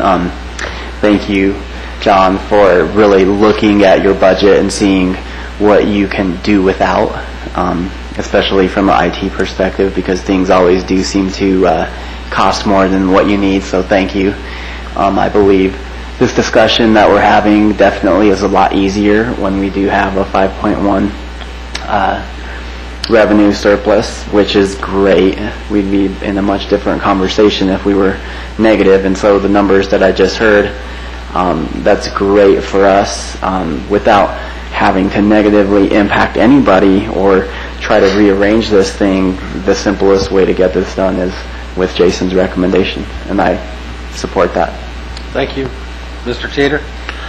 Yes, I'll go along with that. Also, the two from IT and general fund. Mr. Benson? Well, I'd favor the first two. I'm not going to try to micromanage the staff by going into exactly how the staff should accomplish that. I don't think that's our job. Anything besides further cuts to the operating budget, but I would let the staff figure this out. We're supposed to establish what we want. The staff's supposed to figure out how to do it, and I'm not going to engage in that type of micromanagement. Steve? Yes, I just looked at this wrong, but wouldn't it be better to go through all the departments first to see where they're at, and then have this come up? We did. As far as each department, because I know we're going to be here till 9 o'clock going over each department with their... I got you. I understand what you're saying. You want to look at how each department affects this $1.6 million overage? Mm-hmm. Is that what you're asking for? Yeah. Well, we put it... Well, you went over it. How hard is that for you to do, Roger? You got it? Right there. No, I have that one. Go ahead and look at that. The only, if I could jump in, the only change to these numbers would be those changes that we've made this evening, which would be an additional $120,000 in the transfer to CIPP line item. Right. Plus the additional 4 items, the modifications that City Council made to the legislative budget, which, my math is right, was about $60,000. But it'd only be 3 this year. That other 5,000 wouldn't start until the following year, correct? Well, we're talking about the 2014 budget, I know. so that 5,000 would be added What I'm in. saying is, the fourth item was the $5,000 roll, putting it into their budget regularly for cultural council. So only the three items would affect this budget. It'd go to 4 and 15, right? Our understanding was to add the 5,000 for the cultural council in the 2014 budget. All right, so what do you do with the holdover? It's just going to cancel it out? It would just end up in fund balance. Okay.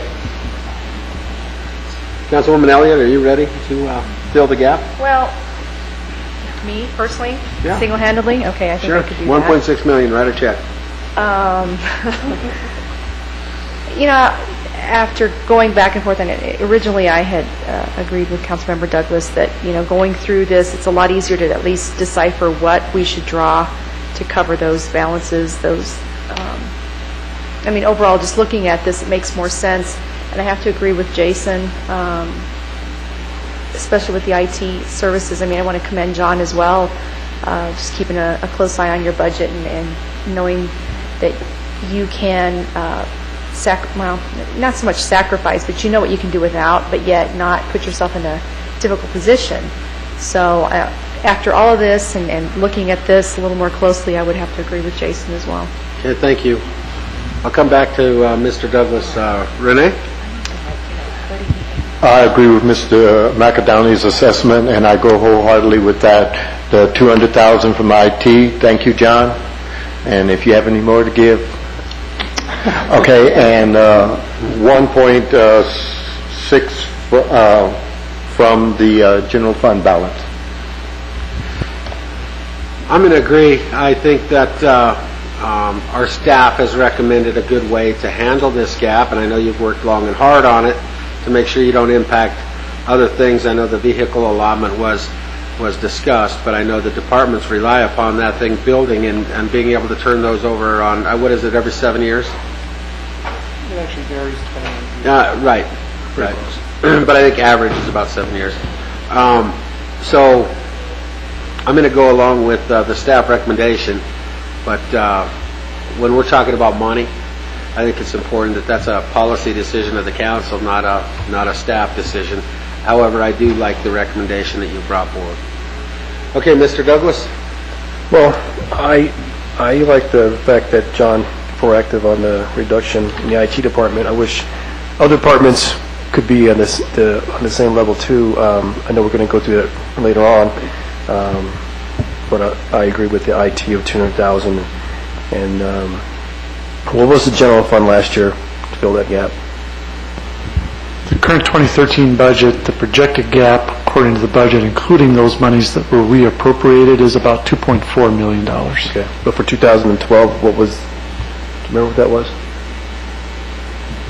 If you give us a moment, we can look that up. We've projected a gap the last several years. I don't believe we've actually had a gap over the last several years when it came time to closing the book, so to speak, on each year's budget. If you give us a moment, we'll tell you what the projected gap was in the 2012 budget. And I think that's great to note that when the staff puts the budget together, they're very conservative about the budget, and usually at the end of the year, they've overestimated what a gap would be, and it's a lot less. So not only that, we know building permits are up, so we're expected to see our budget be whole. Hopefully we won't have a gap. If we do have a gap, this is where the money would come from. I just wanted to make a clarification. Mr. Douglas, you made a good point. Have other departments carefully assembled their budgets? They absolutely have. A number of the other budgets, the ones I can think of off the top of my head, Community Development, City Manager's Office, are showing reductions year over year. Community Development, $277,000. The projected gap in 2012 in the approved budget was $2.4 million. In actuality, revenues were higher than expected, expenditures lower than expected, to the point where there was not a gap, there was actually a surplus. Okay, thank you. Are you comfortable, Mr. Douglas, now? Yeah. Okay, thank you. Staff can go ahead and move on. We are now at the point on our list of tasks on the screen on the left, where it's time to review the GID budgets. Let me ask a question. Has dinner arrived yet? I was thinking this might be a logical time to stop and grab something to eat, but we can't because dinner hasn't arrived yet, so we have to keep working. Next item on our list is a review for City Council of the 3 GID budgets. This is not information that we've presented yet to you. So I'll turn it over to Roger. Thank you, sir. There's really not much of a change from current year budget. As you can see, we budgeted 1.8 million of revenues from tax revenue coming from the property tax in the Northern Range within the district. And then we're also showing appropriation of fund balance of 11.7 million and park impact fee transfer in here of 7.5 million, as well as drainage.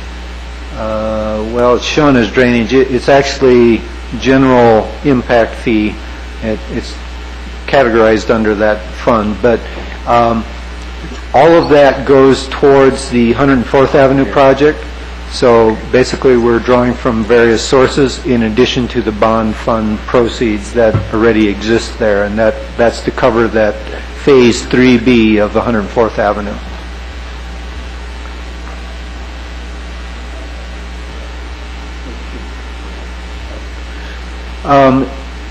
And then what we do is we transfer out to the improvement, to the basically to these internal funds within the GID, and that's to cover the bonds and also for this construction.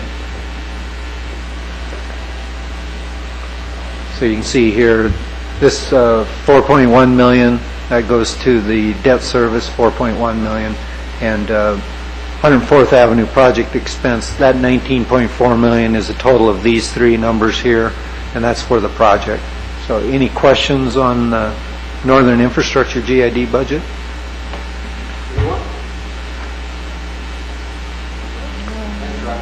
Okay. For clarification, Roger, now we don't need any vote for this additional funding on the bonds, do we?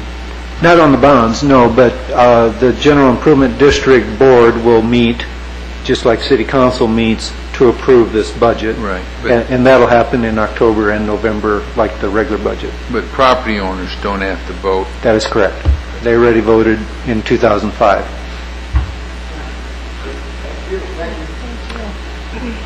And then next we have the, there we go,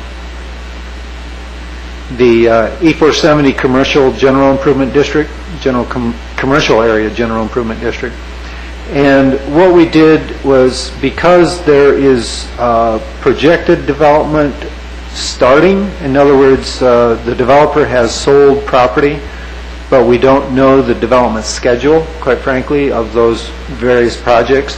We don't know how much will be built in 2013 versus 2014, 2015. So what we did was we just took $100,000. In other words, it's a parameter budget. You can't exceed $100,000. It may be only $1,000, but again, we won't know that until the December assessment comes out. So it's just shown to be administrative costs and revenues of $100,000. And we did the same thing with the E470 Residential General Improvement District. Again, a parameter budget of $100,000. So are there any questions on either of those?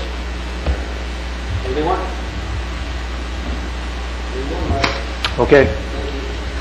Then I am done. All of them we're going to need to have a vote for property owners. Bonds. There was a question about a vote on this. There is a fall election that was set already by the board of the ECA GID and the board of the ERA GID, posing 8 ballot questions for the property owners of these 2 general improvement districts. So that election will happen in November, and that will, authorize the tax and authorize the future debt that will be issued. How many property owners are there, Roger? That is in a state of flux. The ECA GAD, we believe it has 3, there may be 4 property owners shortly. In the residential area, there's only 1 property owner at this point, and we anticipate there will only be 1 for the election. Thank you. Sure.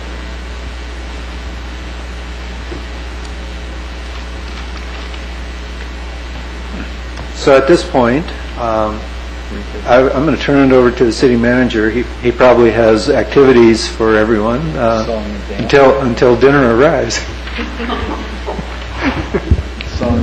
He's been telling me about his practicing his improv, so this might be a good time to... You might be surprised at the talents that I have. Actually, you wouldn't. You wouldn't at all. I have almost none. We are in a dilemma. We've essentially gone through everything on our checklist of things to cover tonight. We do have some action, some follow-up action items. Jim and I are just trying to make sure we have them all.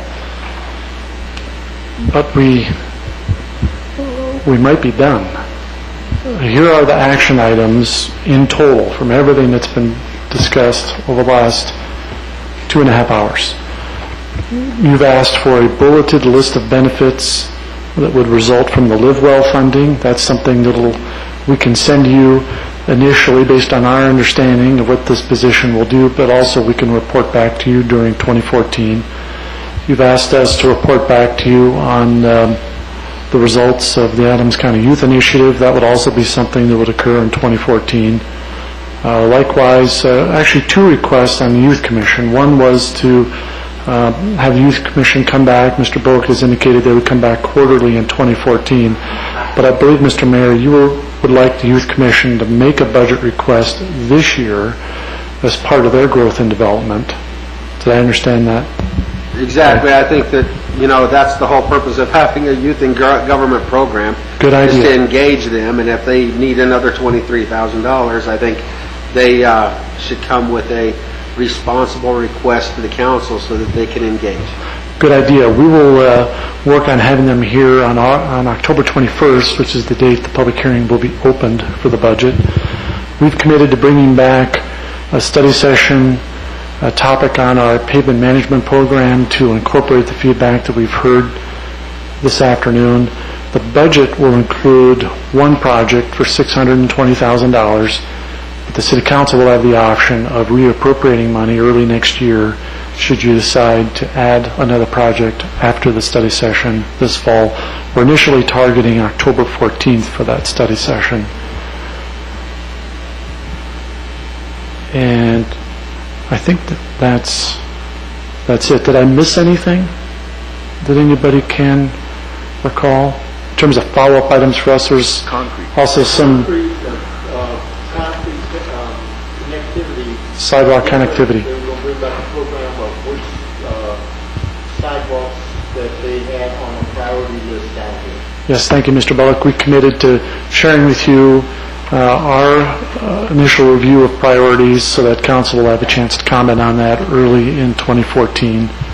The various feedback and decisions that you made tonight will be incorporated in the budget document. I'm not thinking of anything else, but can anybody think of anything that we've missed? Andrew? I believe that we were going to have a presentation on adding the backwards timers to the camera intersections at 60th in front of Walmart here.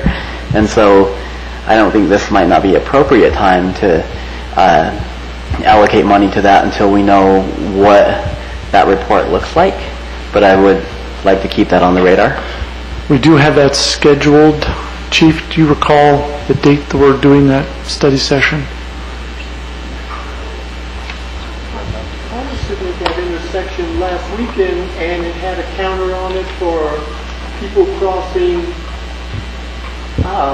6 and 85 from over Jack in the Box to Wendy's. they had a counter on it, because I was watching this lady cross it, and I was watching the countdown to see how long it took her to get across. This is to cross 60th, right?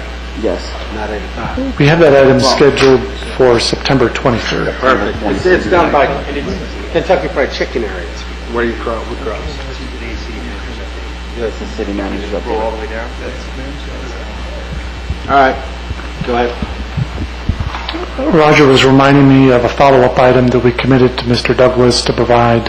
Mr. Douglas, you had asked about the cost, the budget impact if we were to offer medical benefits to all of the city's part-time and seasonal folks. Did I understand that? Right. But I also brought up the fact that I know that Parks and Rec was asking for a wage increase, and I had said this in a regular meeting that I like to see the part-time employees benefit from that as well, and I don't see anything in there with that, because you're talking about part-time employees who don't receive any benefits as far as their families. It doesn't cost the city anything. I didn't hear anything, because last year we talked about the golf program and how beneficial it is for the kids are from Adams City to Prairie View High School to be in a program where they're going to benefit from that going forward and not be charged to actually use the facility. So I don't see that in the budget. I mean, a lot of things that we talked about over the year, when it comes to budget, I see wage increase, material supplies, but I don't see as far as, maybe that as an added cost, because, or maybe there is an added cost, or maybe they could work that in, but none of stuff's been brought up. And I know last year, I know we did things different this year, because we broke things down week to week, which is great. People came up, our youth department head came up and gave a presentation. We got to comment on that and all that. And I understand when Roger went over that, kind of gave an outline of where we're at and over the weeks. So I thought we were going to hear from each department in a presentation, but that was my understanding. That's why I was a little confused on that when Mayor asked about the gap. So those are things that trouble me, and understand what Jim's saying about micromanaging, and it's more towards looking at what each department's asking for, how it's going to benefit the city as far as services, and what kind of impact that's going to have going forward, because I think those things have been identified, but they're not being brought up. If I could address Mr. Douglas's initial questions. One, what about wage increases for part-time and seasonal folks? The draft budget will include funds for wage increases for all employees, including part-time and seasonal. We have not budgeted for medical benefits for part-time and seasonal employees. We did estimate the cost based on the number of part-time and seasonal folks. That would cost the city approximately $2.4 million annually. So naturally, that would be quite a significant policy shift for council to make, but that's the approximate cost. The Affordable Care Act will require us to offer additional benefits to a certain number of those part-time and seasonal folks, but that won't become effective until 2015. No, I understand that. I just meant service-wise. I mean, as far as the not health benefits, you already addressed that before. But the services, as far as the families be able to have a usage of the rec center, those type of services, and then the services as far as Parks and Recs, the golf, having the kids be able to benefit, especially the kids who are on the golf program for both high schools, because all we're doing is offering services. So, those type of things when it comes to the budget, if there is no request to cover those services, I would think that they would be included, but they haven't been brought up. Well, that request would have to come from the city council, because those aren't benefits that we currently offer to part-time and seasonal folks. We'd be happy to research the cost of providing those benefits so that council could decide if you wanted to include it in the budget. And the two that I heard you mentioned are access to the recreation center at a reduced cost and free golf. Would that be for all employees? Do you mean just those that work? For the kids at Prairie View High School and Adams City, as far as those kids are on the golf program, who are on the golf team for their high schools. So when the season's over, and we had talked about it, that they continue to work on their craft and not be impacted financially. So offering free golf to those students that are on the golf teams, they do receive free golf while they're participating in golf team practice and events. I think we had provided that information to City Council in a previous City Manager update some time ago. We could provide that information again. Information is provided so that council members can bring it up as part of budget discussions and decide if those are funds you want added to the budget. We'd be happy to send that information out again. Okay. And as far as communication department, I know it was brought up last year, and now we're at the budget time for 2014. Is there anything in the budget going forward with communications as far as dedicated programming time for the city, for the high schools? And not that it has to be live sports, but maybe something that was taped, because it's kind of, we need to update that. I know we have the contract with Comcast, but that's such an important information feed that we're not utilizing at all. And I'd like to see dollars spent there to revamp that Channel 8, because that's a wasted source we're not even tapping into. And people do turn into that for those who have Comcast.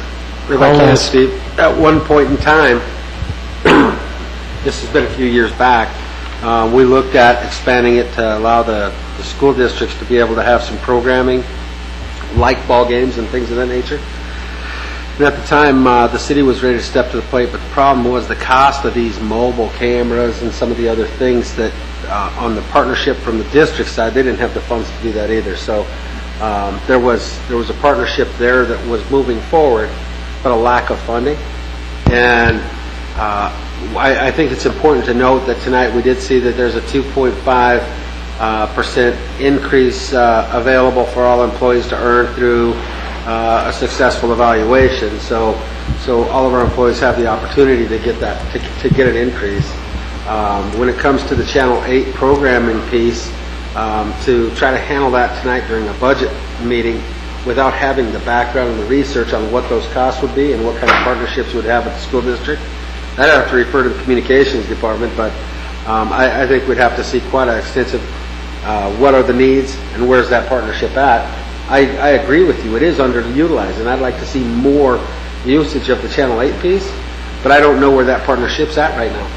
Well, they gave us an update. There wasn't an update on that, what the cost is and everything, and that was sent out to all of us. It's just that, through our study sessions to lead up to budget and all that has never been brought up. So, that's something I guess we can work on retreat. But it's just, I know we're hitting whole numbers here, not really dissecting this, because that's what those prior meetings was leading up to this. I understand that.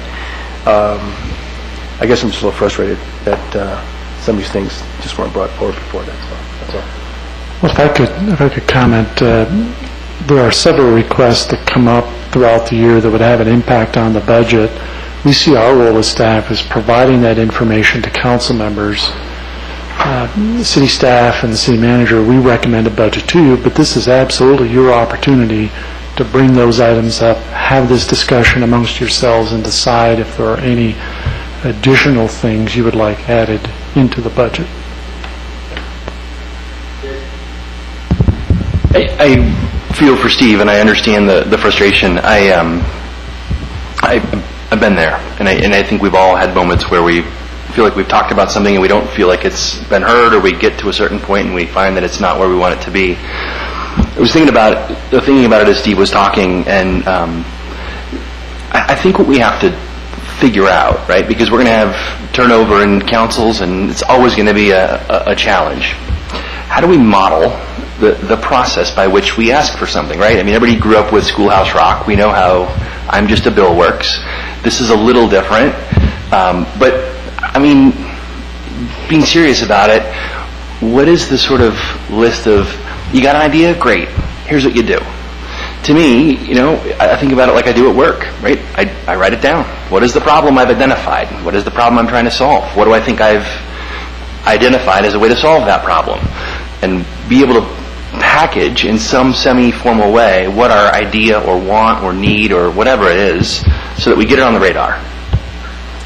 Who came up with it? What did they come up with it? What's the brief description, sort of, the executive description and a full-blown summary? What do I think I'm going to do? How's this going to benefit, right? So Steve's talking about, year-round golf for students. To me, I hear that's an entire program that requires support to determine who's eligible, who's not, how do we keep track of it. We say it's free, but we've got touch points along the way that have a cost. So how do we create a process that lets a council member capture an idea, a want, or a need in a structured way, let staff determine, is there a quick sort of determination or answer I can give about sort of, a thumbnail of this is sort of, a t-shirt size, right? It's a small, medium, large, extra large, right? I estimate it's going to take X amount of staff time. Is this really worthwhile, right? And allow council in some way, because we have that stuff that comes up all year long, right? And then I genuinely don't want to see us lose track of those things, but how do we find a way to bring them forward and not deluge staff with trying to keep track of all these things that have come up in comments at the end of a meeting or in passing at the end of a social event or however. And that way there's no mystery, right? You want to bring something forward? Here's how you do it. To me, if we did that, it does two things. It gives us a source from which to look at projects when we get to our retreat. It gives us a place to keep track of the things that we've done over time and look back and say, oh yeah, maybe it's a better time to look at that thing now. I remember so-and-so had that idea. Or, hey, you know what? That's a lot like so-and-so's idea. So just sort of spitballing here in real time, but I genuinely don't want to lose track of ideas like Steve's, but how do we, again, give some shape to how those things come in? And does that make sense, Steve? Would that be helpful? That helps. It's a very fair point. The process right now, it couldn't be more informal. Requests come up usually at a council meeting, or sometimes they come up during a one-on-one meeting that I have with one of you. We research the information and provide it to you. We are going to be, this has me thinking about a discussion that we're going to bring forward to council in an upcoming study session about subcommittees of council that this might feed into that discussion. There might be a process that we can establish where council members have a budget idea, perhaps that council subcommittee, or there could be a subcommittee that would perform some work in terms of vetting those things that come up throughout the year. So we'll bring that back as part of that discussion. Just to plug that particular concept, we think there's a number of other benefits to breaking down some of the work that council does into smaller council subcommittees, but structuring it in such a way that council as a whole doesn't miss out on any key decisions that need to be made on any key issues. I know that concept has come up in the past in sort of, high level, and I'm thrilled to hear that that's coming forward. Does that help, Steve? If you don't mind, since we're just kind of freestyling. I was thinking about the Quality Community Foundation, or the QCI initiative, and the effort that we put together to bring the diverse audience that we did to help, work through all the ideas and bring us a recommendation, not unlike your subcommittee concept. And obviously we've got the Youth Commission that's taking shape and helping to expose our youth to this process. We've got our focused efforts that have occurred with our seniors over the last couple years. The one thing that continues to occur to me that we don't have, and 27J, for as much guff as I give them, they've actually got a really good thing that they're starting this year, which is their Engage 27J program. They've recognized that they have a lack of parental and community understanding of the school district. How does it work? How does their budget work? Where does the money come from? Where does the money go? What is the law? How do we have to operate within that? I mean, just the 360 of how that district operates.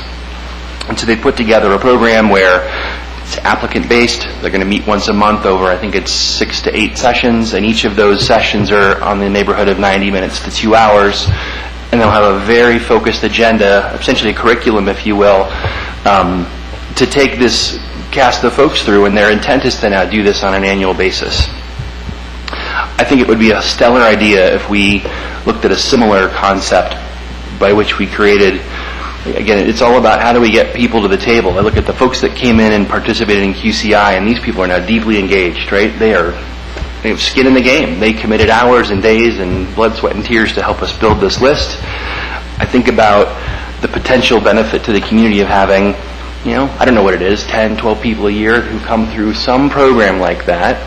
And if this concept of subcommittees goes forward, what a brilliant way to tie subcommittees in where there's a subcommittee ownership, if you will, maybe of the modules as you go ahead. But to me, giving this group exposure to finance and public works and PD, et cetera, so that they go through not only like the Citizens Police Academy, but really Commerce City sort of 101, 201, 301. If we could do that, a couple years from now where you've got a couple classes of folks who have completed that program, what an amazing resource we would have in the community in terms of engaged and knowledgeable citizens.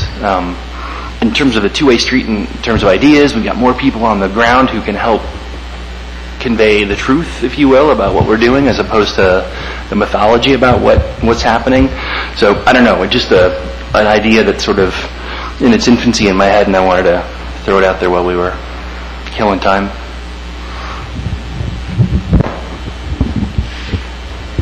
Two follow-up comments. One, I wanted to make sure that we didn't lose Mr. Douglas's items. This would be a perfectly appropriate time to discuss those with council and see if there's some consensus to add any of those items to the budget. We'd have to see if we can quickly put our hands on the information. And then more importantly, dinner has arrived. I think your work this evening is done except for Mr. Douglas's items. Just a second.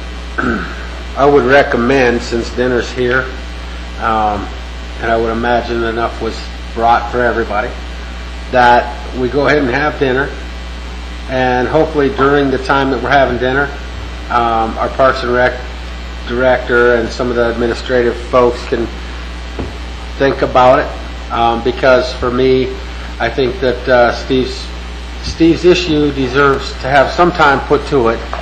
We can have dinner and everybody can be thinking about it a little bit. We can come back and talk about it before we adjourn for the evening. Is that okay with everybody? Let me make one clarification. We can recirculate information we've presented previously, but Carolyn, we don't have estimates on providing recreation center or benefits to employees or golf.